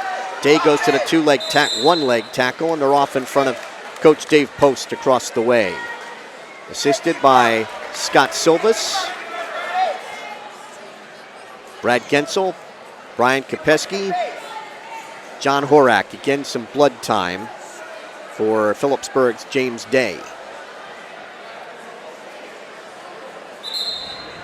Stop the blood clock. Going to get a little mat cleanup over towards the Stateliner bench.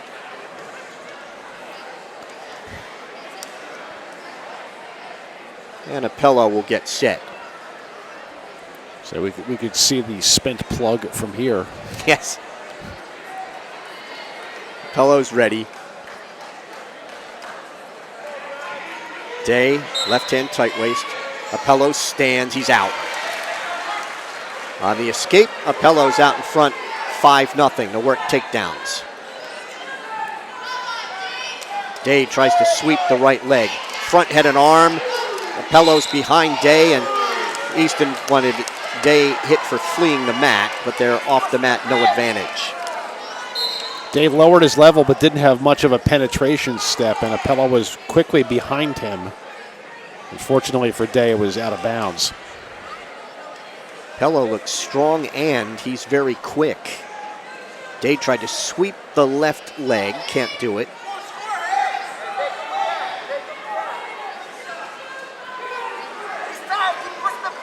Day reaches for the right leg, can't pull it in. Minute to wrestle here in the second.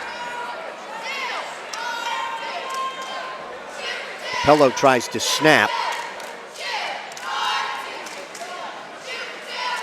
Wrestlers break apart. And are off the mat across the way.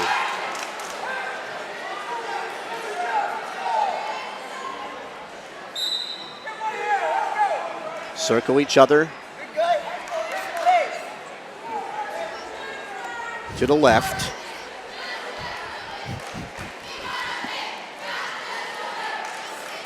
Day trying to get in on the right leg as Appello snapped him down. Trying to run a front head and arm. Shrugs. Day blocks him off. No advantage as they come off. 20 seconds to go in the second. Yeah, he's just pulling him around in that tie-up, so it's not working for James Day. But he has not been able to get a deep penetration step. He's not getting very far in his shot attempts. Circle to the right. Day tries to get in on that right leg, picks that leg up. Appello pressures down on the head of Day. He just wizarded that off. Day trips, and Appello fights that off. We're through 2. It's Braxton Appello of Easton 5, Phillipsburg's James Day 0. Day's choice. Day will choose neutral in the third.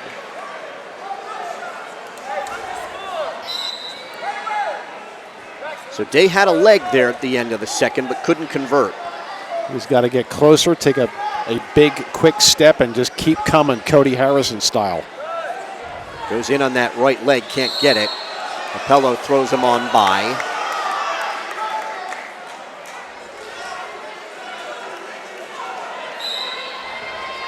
Again, circle to the left.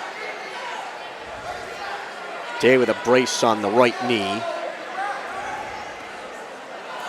Appello tries to spin around and gets in on Day's left leg. Trying to pick that leg up. Day tries to dive away. There's Appello's takedown. And he leads 7-0. And he has a cross-face cradle. Appello has a cross-face cradle trying to turn Day to his right.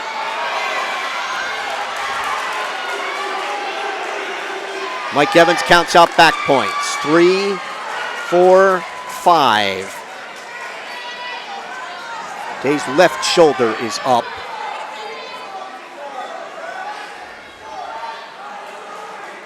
Day trying to...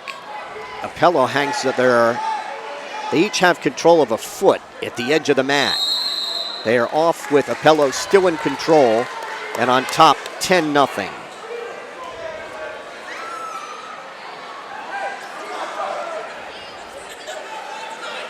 Day is underneath. So Apello has built to the major. Right hand tight waist and left elbow. Day has an escape. It's 10-1.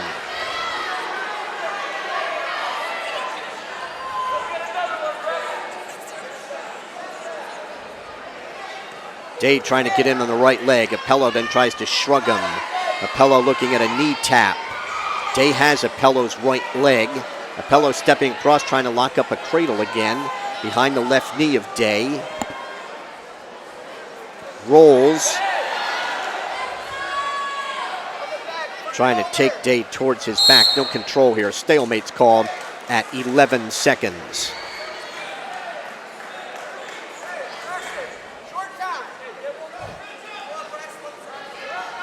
(10-1) here with 11 seconds to go for Apello.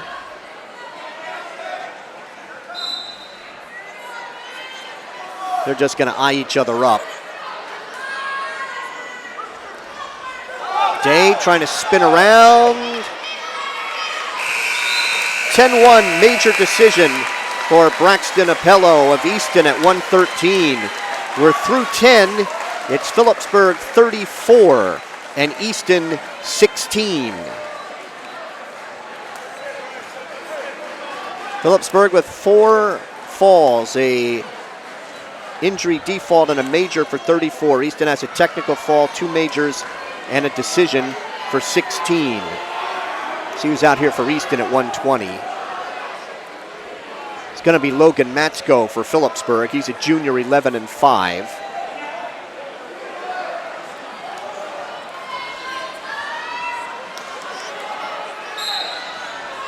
This is either Alex Cameron or Oliver Fairchild.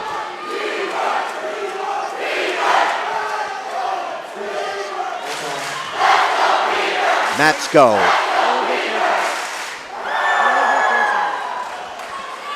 Oliver Fairchild. Yep, Oliver is a freshman, 9-10. And Matsko is a junior, 11-5. Just did now get the announcement from public address announcer Rose Melman. 32 seconds gone, no advantage. We're sitting pretty close to the Easton wrestlers, so if I can get somebody's attention and actually hear them, we get some guidance. Circle each other to the left. Matsko dives in on a double. Drops Fairchild down to his left hip.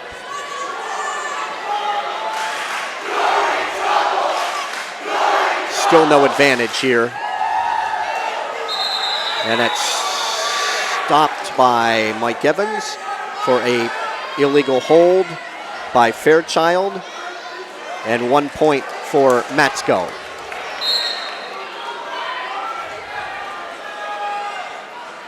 Then they circle to the left. Fairchild dives in a double, picks up Matsko and drops him down. Fairchild has a takedown, leads 2-1. Riding out the right side, and they are off in front of the Stateliner bench.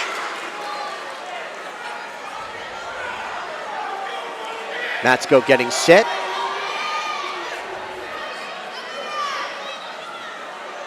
Fairchild left hand tight waist, right elbow. Matsko stands. Fairchild trying to pick him up. Matsko is out. On the escape, we are tied at 2.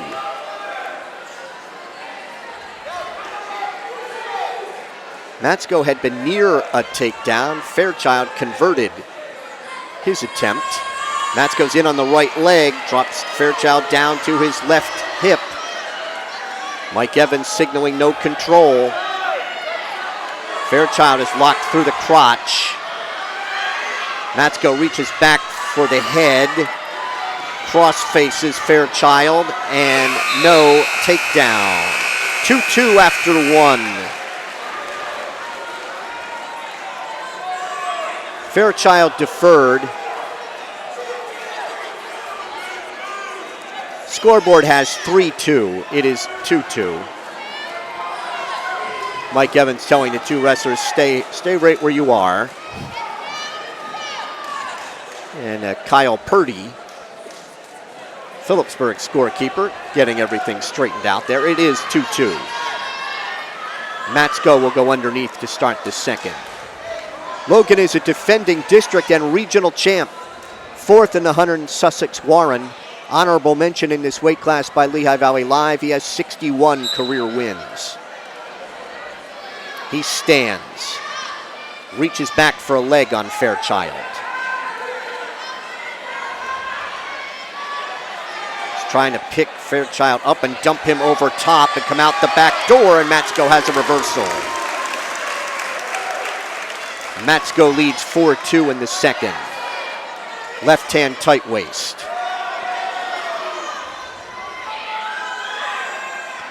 Matsko riding out the right side. Matsko picked up a quick pin a year ago with a bar over Alex Cameron. Fairchild stands, he's out on the escape. Matsko leads 4-3.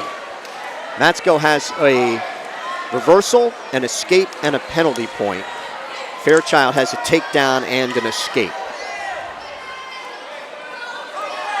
Circle to the left. Matsko dives in. Fairchild sprawls out. Fairchild's in on Matsko's left leg.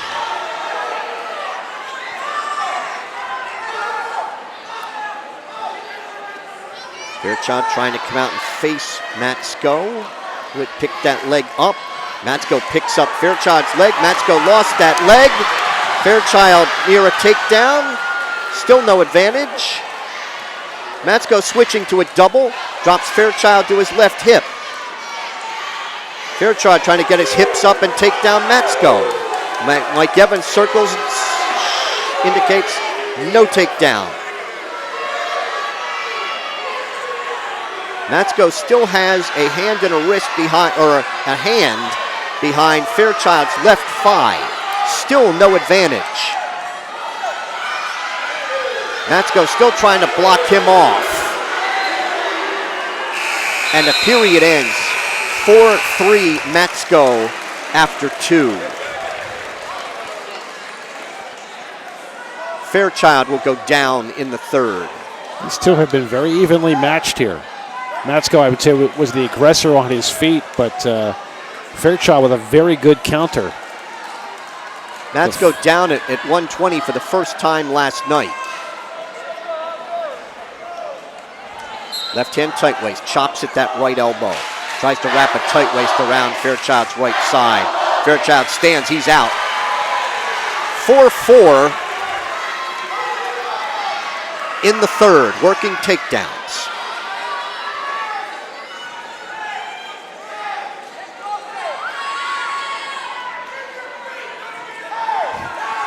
Eyeing each other up as they circle to the left. There are no stalling warnings. Diving in is Fairchild at a double. Matsko. Now Fairchild's looking for a bear hug, trying to jack Matsko up, and Matsko with a lateral drop that he does not connect, but they are off the wrestling surface with 1:20 to go. Two 120-pounders working upper body moves. This has been an entertaining bout. Low scoring, but entertaining. Eyeing each other up. Matsko's been able to get in legs but not finish. Fairchild with half a shot. Matsko wanted a headlock, couldn't finish that. Up on their feet and tied up. Under a minute to go in the bout. Matsko looking for a barrel roll. Comes around the side. Fairchild trying to throw Matsko out in front of him, and Matsko blocks him off. Still no advantage. Front head and arm by Fairchild. Tries to shrug Matsko. Matsko blocks him off. And they come up to their feet neutral with under 30 seconds to go. Matsko reaches for a leg, can't get it.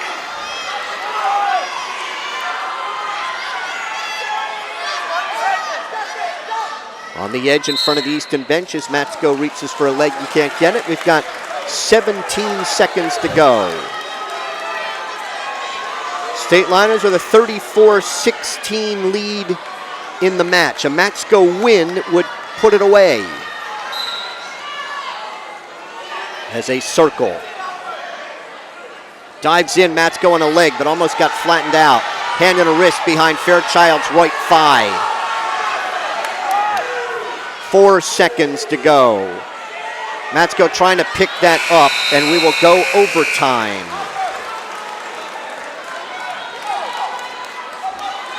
Overtime tied at 4. We went overtime and into the ride-out at 2:20, where Easton's Matthew Cruz got the win over Phillipsburg's Gage Horvath. Matsko had a good grip on that single at the end of regulation. Fairchild dives in. Matsko sprawls. Matsko trying to underhook the left shoulder and work a butt drag. Stalemate called by Mike Evans. 41 seconds to go in sudden victory.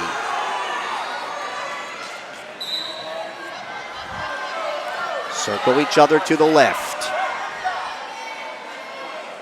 Matsko with a dive. Fairchild dives in. Matsko underhooks the left shoulder. Trying to work a front head and arm. Stalemate called by Mike Evans. 24 seconds to go in sudden victory. It was not a great shot by Logan Matsko, but I wasn't sure if he was just trying to bait Oliver Fairchild into coming at him. Half a shot. Matsko dives in. Fairchild fights that off. And we're 5 seconds away from the ride-out. Matsko reaches for a leg, can't get it. Shrug attempted by Fairchild. Matsko got in on a leg, but he will run out of time. So we go to the ride-out. First point was scored by Matsko, by the way, if it should come to the second. The choice goes to Fairchild. He will go underneath.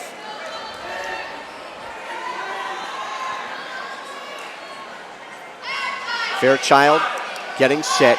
Matsko with a left-hand tight waist and a right elbow as he looks over at Dave Post.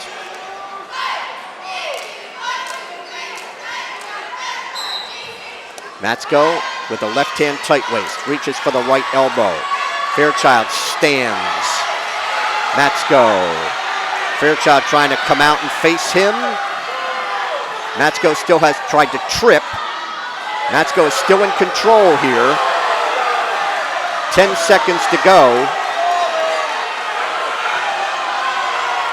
5 seconds. Matsko trying to circle around, will maintain. Locked hands is called on Matsko. Locked hands, that'll be a penalty point for Fairchild. So he didn't get out, but he got the penalty point to go up 5-4, and now Matsko will have to get out in his 30 seconds. Yeah, I think it just happened, Mike. I don't really think Fairchild went down on one knee to get the point. It just seemed to appear. Matsko trying to stand. Sits. To a stand. Brought back down by Fairchild. Matsko to his knees. Stands. Trying to pry the hands apart. Matsko on the mat return by Fairchild. Matsko trying to stand again. Under 10 seconds to go. 5 seconds to go. Fairchild is going to ride out and get the ride out decision. 5-4 for Oliver Fairchild of Easton. We are through 11. It is Phillipsburg 34 and Easton 19. Joe Innamorato will be out for Phillipsburg at 126. It is Anthony Diallo for Easton. He's a senior 8-9. Innamorato is a sophomore 14-5. Innamorato cradled him to his back in the second period a year ago. Innamorato's into a double, and he has a takedown. Innamorato leads 2-0. Joe, as I mentioned, was the Brad Weaver Memorial Award winner for the most outstanding wrestler last year. Diallo stands and Inamorado on the mat return. Takes the left wrist, tight waist, wraps it around the left side. Has Diallo broken down.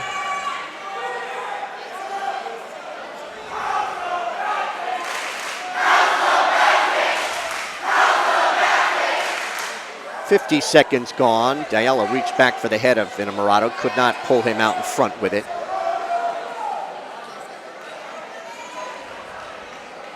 Inamorado maintaining control in front of the newspaper writers across the way.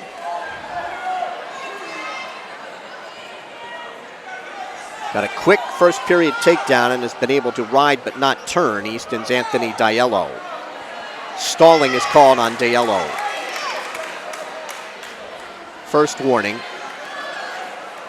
Inamorado wraps that tight waist around his left side.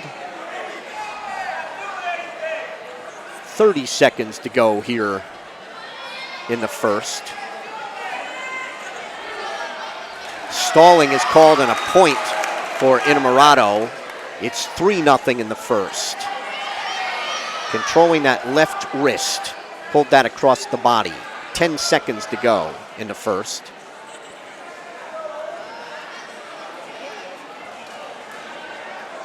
And Joe Inamorado of Phillipsburg will have a 3-0 lead after one.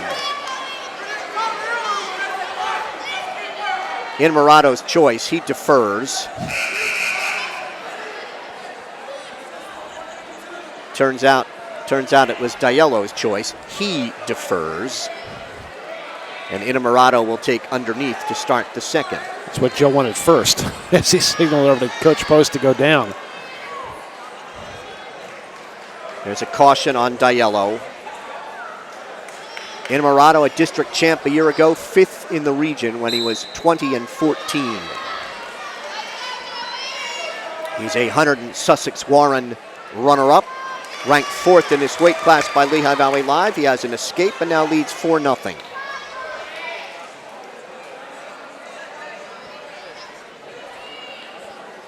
Inamorado with a chance to ice the match for the Stateliners if he wins. And it would be 5 out of the last 7 for Phillipsburg against Easton if the Stateliners can pull it off. Inamorado trying to snap down Diallo. Spinning around the right side. Front head and arm. He's got the takedown. Inamorado leads 6-0. Diallo stands and he has an escape. 6-1. Inamorado with a shot at the leg. Now Diallo dives in. Inamorado sprawls. Diallo flattened out. Now comes up to his knees. He wants to pick up and throw Inamorado or look for a lateral drop.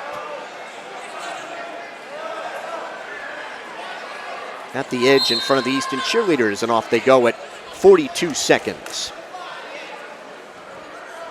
Just don't see Diallo being strong enough to throw in Inamorado. Inamorado in on a double. Diallo hanging on. He's got both hands wrapped around in a takedown awarded by Mike Evans. It is 8-1. Trying to turn Diallo to his left. Got some back points coming. 3 count, 4, 5. 3 back points coming for Inamorado.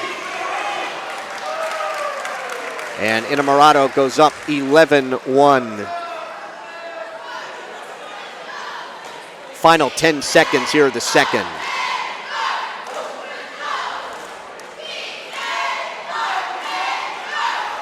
Inamorado after 2.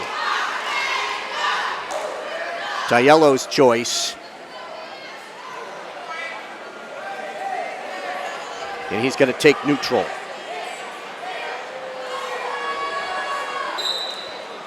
Inamorado has 3 takedowns. He's in on the left leg. Pressure on the head by Diallo. Inamorado trying to circle back with that leg. And he has a takedown.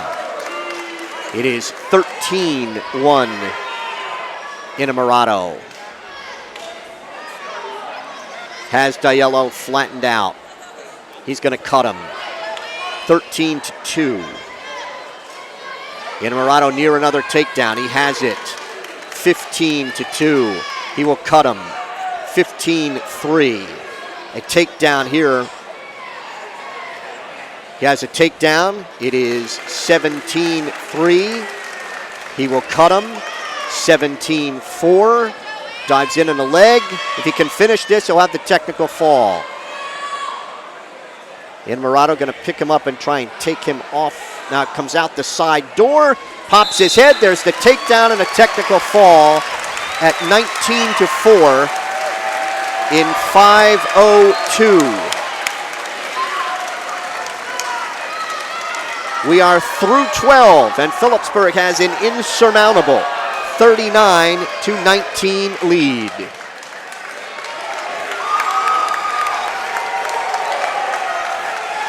Innamorato very strong on his feet there.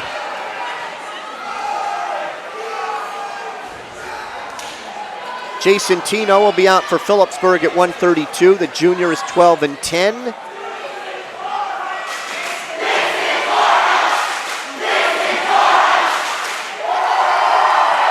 I think this is Brett Scalzo.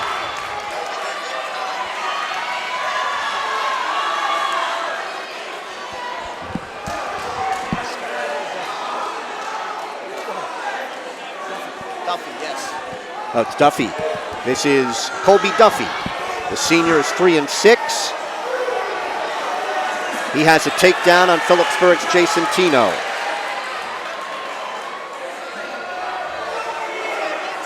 Tino is a junior, 12-10.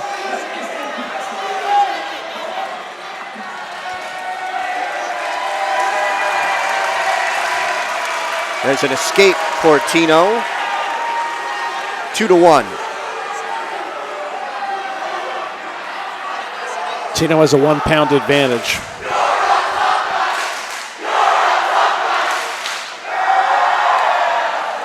Tino taps at the head of Duffy.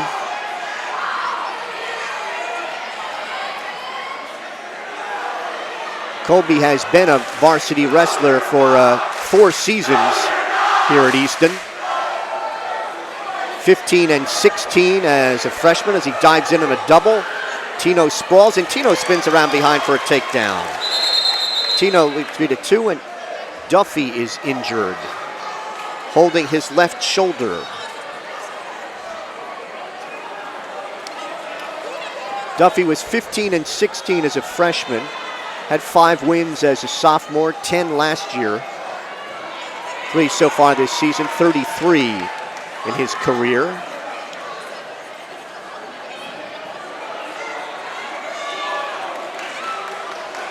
Training staff out to take a look at Colby.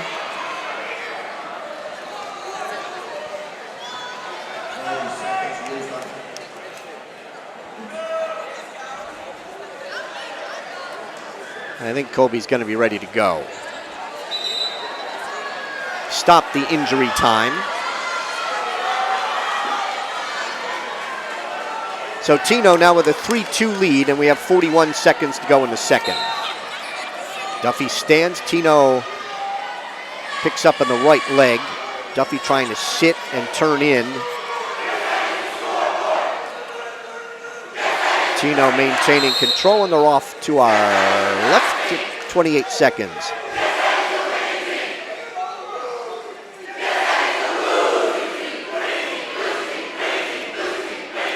Duffy gets set. Tino picks up on the right ankle on the whistle. Duffy sits.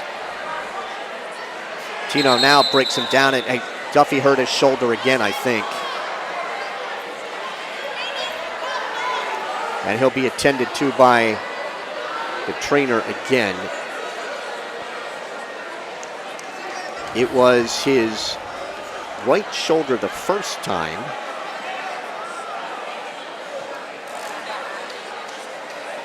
I think left both. Jamar Billman and Jeremy Hartram, and the trainer out to talk to Colby Duffy. Mike Evans is bringing out a little hand timer, let him know how he's doing on the injury time.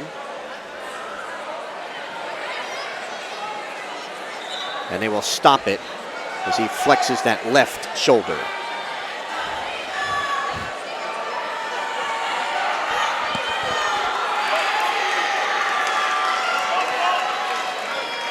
Mike Evans coming back to the mat from the scorer's table.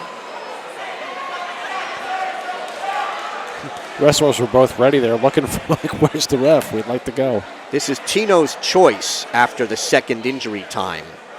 And Tino's going to go underneath.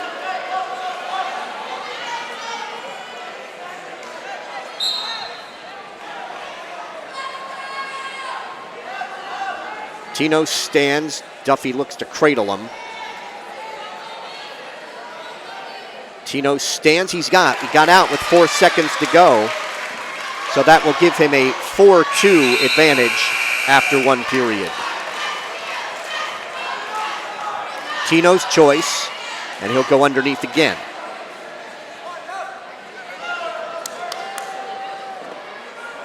He's made a couple moves here tonight, Mike, that looked so much like his older brother, Kyle.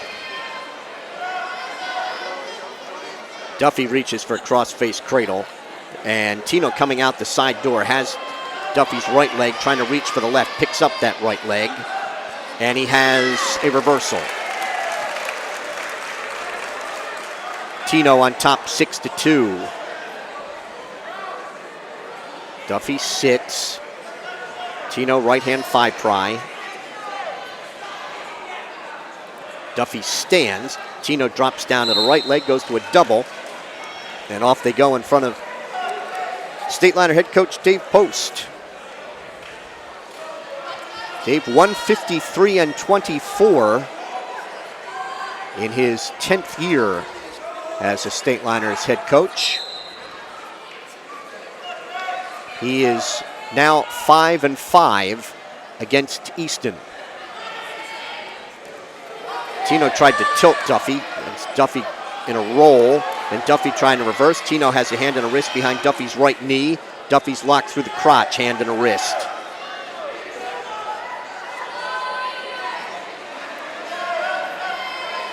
Tino still has that leg. Again, Duffy locked through the crotch and now tries to crawl away from Tino. Tino picks up the right leg, goes to a double. Pressure on the head by Duffy. Tino still reaching for that left leg, picks up the right leg, and they're off back to the center. Duffy looking over to Jamar Billman for some instruction. Jamar was an assistant coach at Cornell when Phillipsburg coach Dave Post wrestled for the Big Red. Roll by Duffy. Tino drops down on that right leg again. Duffy trying to reverse out the right side. Tino keeps that right leg. Duffy now picks up on the far ankle, trying to take Tino off his base.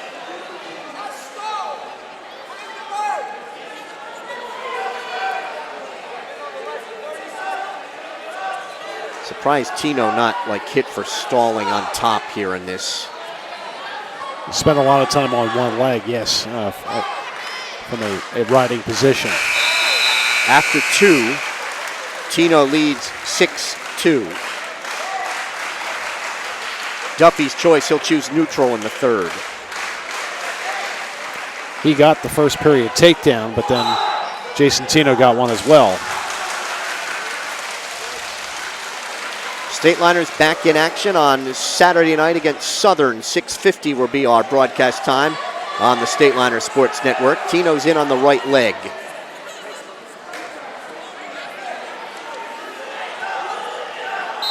Stalemate's called by Mike Evans. NJ.com has Phillipsburg ranked 8th, Southern 12th. The New Jersey Wrestling Writers Association have the Stateliners 7th. and Southern 9th. Tino trying to sweep the right leg of Duffy. Duffy locked through the crotch. Seems like we have been in this position an awful lot in this bout. I mean, the first move has generally been Jason Tino's, but Duffy has countered fairly well. Stalemate's called by Mike Evans. We have 1:12 to go.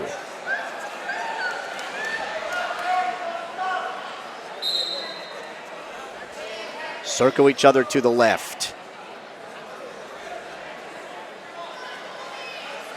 Tino dives in on the double, and he has a takedown. Tino leads it 8-2. He has 2 takedowns, a reversal, and a pair of escapes. Duffy has a takedown for his 2, and off they go in front of the Stateliner bench.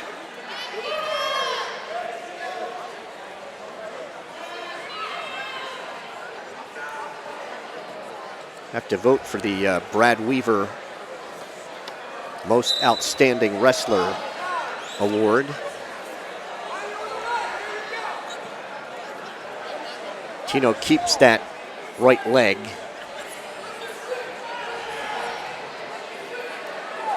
Duffy trying to come out Tino's right side. Tino wraps around that right leg.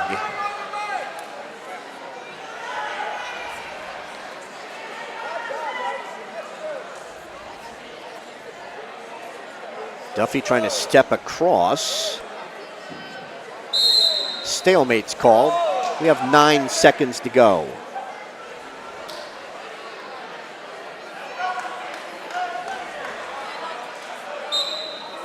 Duffy tries to stand. Reaches back for a leg. Tino will win an 8-2 decision at 1:32. We head to the final bout of the night. It's Phillipsburg 42 and Easton 19.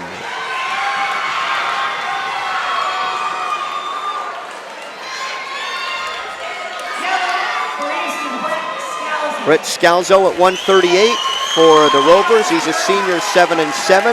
Hunter Cleaver for Phillipsburg is a freshman. He is 2-2. Cleaver with a 6-pound advantage. Cleaver with a front head and arm.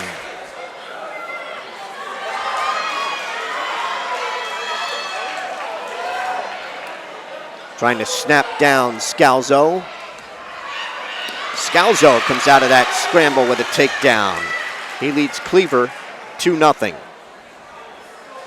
Trying to work a hazard tilt.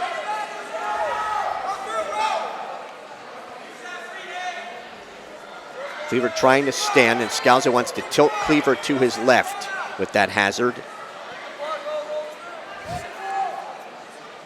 40 seconds gone here in the first.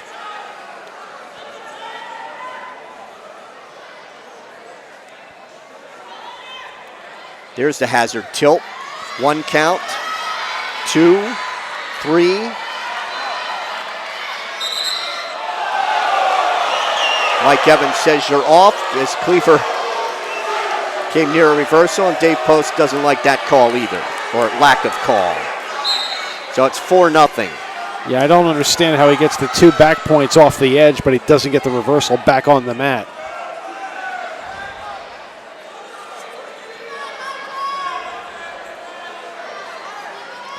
But that's the first one of the night I'll take issue with, so why complain?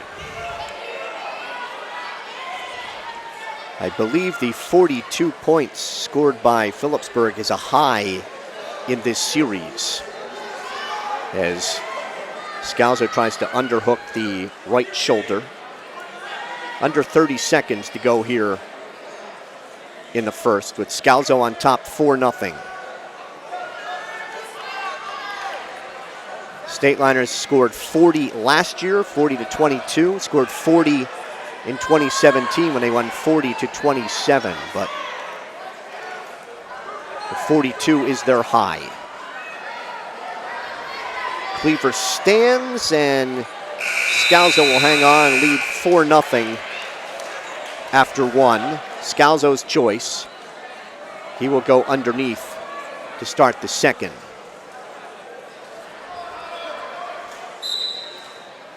Easton's high was 59 in 2004.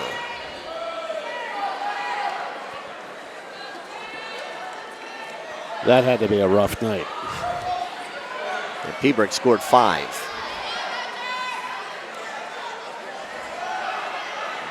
Cleaver will cut Scalzo. On the escape,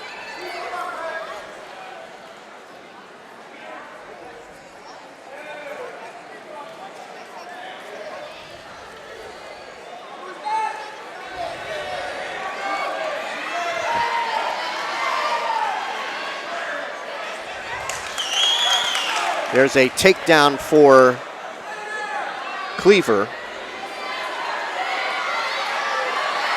Trying to work that mouse trap.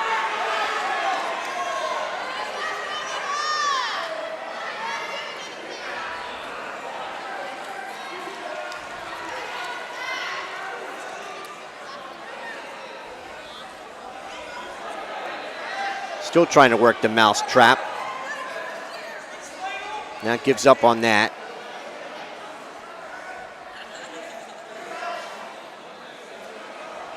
Cleaver trying to take Scalzo to his right hip. Scalzo still in control here. Ahead 7-0. He's in on the, maintains control. There's a stalemate called by Mike Evans. We have 22 seconds to go in the second.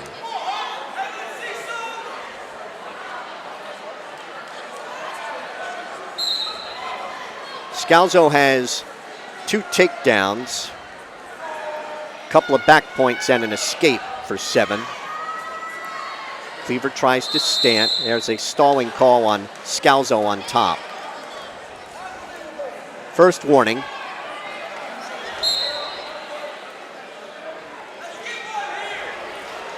Scalzo chops at that right elbow. Cleaver stands with 3 seconds to go. And Scalzo will be up 7-0 after 2. Cleaver will go down in the third.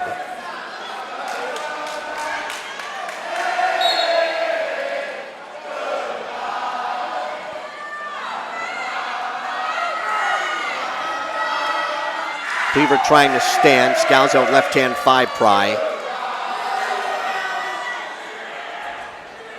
Scalzo riding out the right side. Cleaver trying to reach back for his right leg and pull him out in front. Scalzo breaks down Cleaver. Wants to bar the left arm or set up a hazard.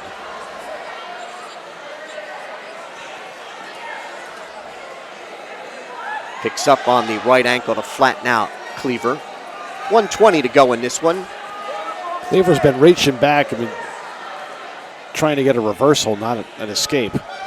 Cleaver stands. Scalzo brings him back down to his knees. Cleaver stands, tears at those hands. Scalzo drops down to Cleaver's left leg. Cleaver able to sprawl. Cleaver will get 1 for a neutral, and they're off at 53 seconds. It is 7-1 Scalzo. And Scalzo's going to take some injury time.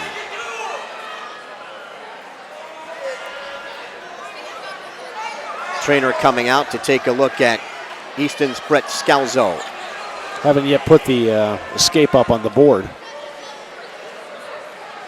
So this will be 5 out of the last 7 in the series for Phillipsburg, and it's Phillipsburg's 19th win in the series compared to 64 for Easton. A couple years away from the 85th match in the series. 45 seconds of injury time used by Scalzo.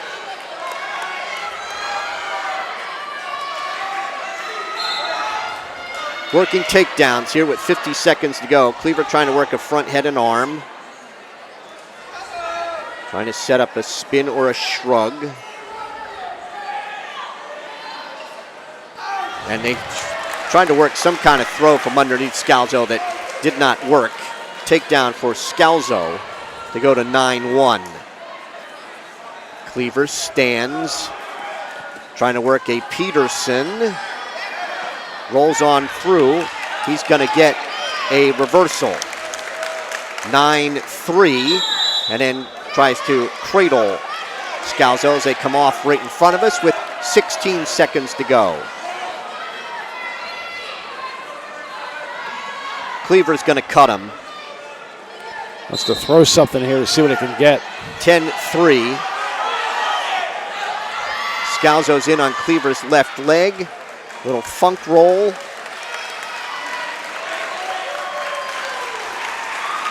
And Scalzo will win a decision. That's a 10-3 final at 1:38. Final score from Easton's 25th Street Gym. Phillipsburg 42 and Easton 22. Stateliners with 4 falls, an injury default, a technical fall, a major, and a regular decision. And Easton had a technical fall, 2 majors, and 3 regular decisions. Phillipsburg Easton Wrestling brought to you tonight on the Stateliner Sports Network by Rothman Orthopedics. Proud to be the exclusive partner of the NJSIAA and to support Stateliner Athletics. Visit RothmanOrtho.com to make an appointment and stop dealing with pain. Get back to truly living. The most aggressive award goes to Jack Kukarov from Phillipsburg. I believe Apello won the Brad Weaver, and a Phillipsburg wrestler won the most aggressive wrestler, but I could not pick that up. Wrestling brought to you by Ahart, Frinzy and Smith, recognized as one of the leading insurance agencies in the United States. Find out more at afsinsurance.com. By Urco Credit Union, 450 Hillcrest Boulevard in Phillipsburg and 2240 Northampton Street in Easton.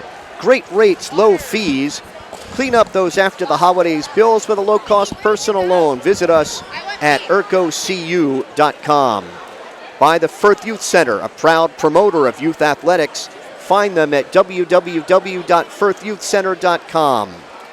By Open Mic, for exclusive coverage of the Stateliners and the entire Hunterd and Warren, Sussex area, follow Mike Weileman's blog at mikeopen.blogspot.com. By Welcome to the Pit, a history of Phillipsburg wrestling is available. Order yours on Amazon today. Follow the Stateliners on Facebook at Phillipsburg HS Wrestling. And follow Phillipsburg Wrestling on Twitter at Pberg HS Wrestling. Pberg HS WRESTLIN. We began the match at 145 pounds.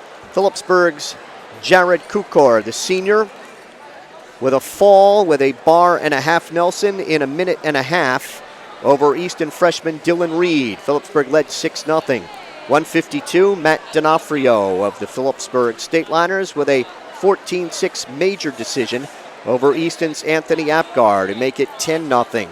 160, Nate Zestowny of the Stateliners, a fall in a minute 16 over Jordan Williams, giving Phillipsburg a 16-0 edge. 170, Dominic Falcone of Easton, state place winner a year ago, won a 20-5 technical fall over Denny Perez that made it 16-5. 182, Isaiah Reinert of Easton, a winner by major decision, 16-4 over David Pearson. At 195, Phillipsburg's Jake Wicks, a fall with an arm bar in 320 over Easton's Anthony M. Bardino, 22-9 Phillipsburg. 220, Matt Cruz of Easton, winner 2-1 in the ride-out over Phillipsburg's Gage Horvath, through 7. It was 22-12 Phillipsburg. 285, Cody Krutz of the Stateliners got a fall in 332 over Donovan Lance, putting Phillipsburg out in front 28-12. 106, Phillipsburg's Sean Stashalitis, winner by injury default over Easton freshman Nolan Kraser in 4:06 to make it 34-12 Phillipsburg. My hunch is that Kraser dislocated his right elbow. At 1:36, Braxton Appello, the Brad Weaver Memorial Award winner for Easton, scored a 10-1 major decision over Phillipsburg's James Day to make it 34-16. At 1:20, Oliver Fairchild of Easton, 5-4 ride-out winner over Phillipsburg's Logan Matsko, cut the Stateliners' advantage to 34-19. But at 1:26, Phillipsburg's Joe Innamorato iced it. Technical fall winner 19-4 in 5:02 over Easton's Anthony Diello, giving the Stateliners an insurmountable 39-19 lead. 1:32, Jason Tino of Phillipsburg scored an 8-2 decision over Colby Duffy to make it 42-19. And then at 1:38, Brett Scalzo of Easton won a 10-3 decision over Phillipsburg's Hunter Cleaver, 42-22, your final tonight at the 25th Street Gym. So I think, in talking things over with Coach Post beforehand, he had a good handle on what he needed to get, turns out, 8 wins.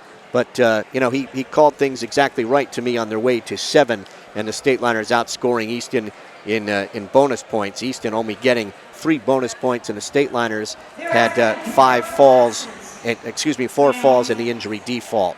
They got the bonus points early, and things were really moving along very quickly in the first part of the match. But with falls from Kukor, Zastowney, Krutz, and Wicks. Jared Kukor of Phillipsburg was the winner of the Easton Lions Club Most Aggressive Wrestler Award. Kukor winning the opening bout of the night by fall in 1.5 minutes over Dylan Reed. Trying to hang on and until Stateliner coach Dave Post comes out to join us. With the win today, Coach Post will go in his career to 154-24.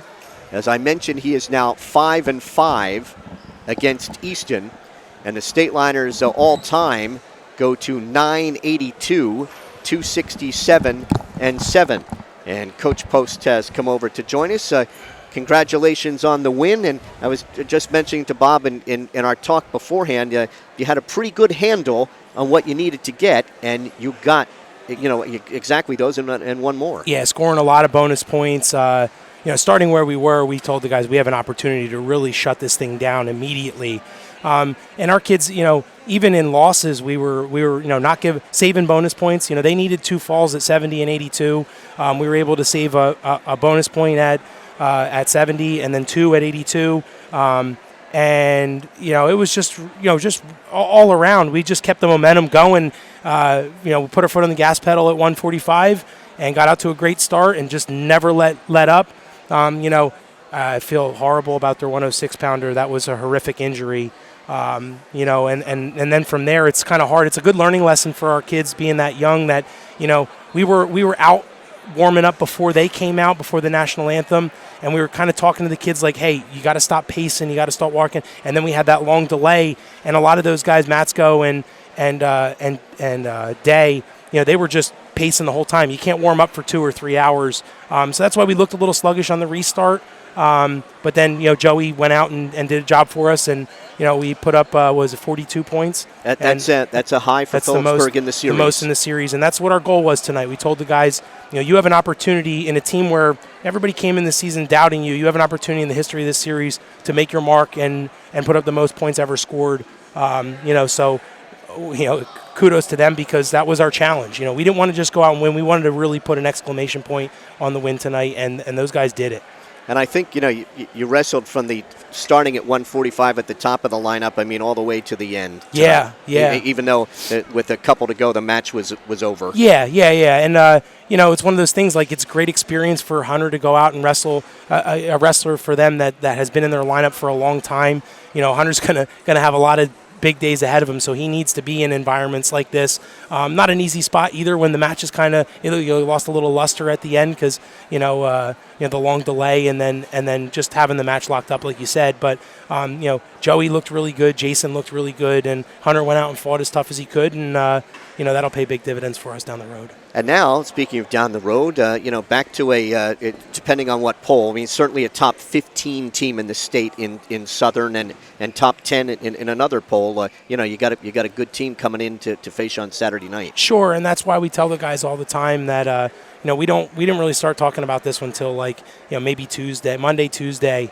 We didn't mention the word Easton at all or anything like that because we have too many good matches on our schedule that if we start looking down the road, we're going to overlook opponents. And, we have so many good matches. It ends up playing in our favor. We kind of talk to the kids before the match. We say, we've wrestled, 3 or 4 teams that are better than these guys. And, have confidence in your ability. Go out there. It's nothing different than any other match that we wrestle on any Wednesday or Thursday night. And, they certainly took that to heart and came out and performed well. You've now won 5 out of the last 7 against Easton, and you have to go back to the 1960s to say that again. Yep. But you also have evened your record against Easton. You're now 5-5. Yeah. Well, we hope to keep that rolling. That's it's just the kids. Like I said, it's the kids believing in themselves and going out there and scoring bonus points is huge in a series like this. It was. It's nice, and we'll enjoy it for tonight and get back to work tomorrow and on the mat again on Saturday. Congratulations on the win. We'll see you again Saturday night. Thank you very much. Dave Post, head coach of the Stateliners, beating Easton tonight 42-22. Phillipsburg, 4 falls, an injury default, a technical fall, a major, and a regular decision. Easton had a technical fall, 2 majors, and 3 regular decisions. Braxton Appello of Easton, the Brad Weaver Memorial Award winner, and the Easton Lions Club Most Aggressive Wrestler Award going to Phillipsburg's Jared Kukor. You have been watching the Stateliner Sports Network's presentation of Phillipsburg High School Wrestling. Repeating tonight's final score, it was Phillipsburg 42 and Easton 22. Join us for our next broadcast Saturday night at 6:50 when the Stateliners will host Southern Regional. For Bob Kerp, executive producer Jake Kosa, and production associate Dylan Renner, I'm Mike Moore saying thank you for watching Phillipsburg Stateliner Wrestling. Good night.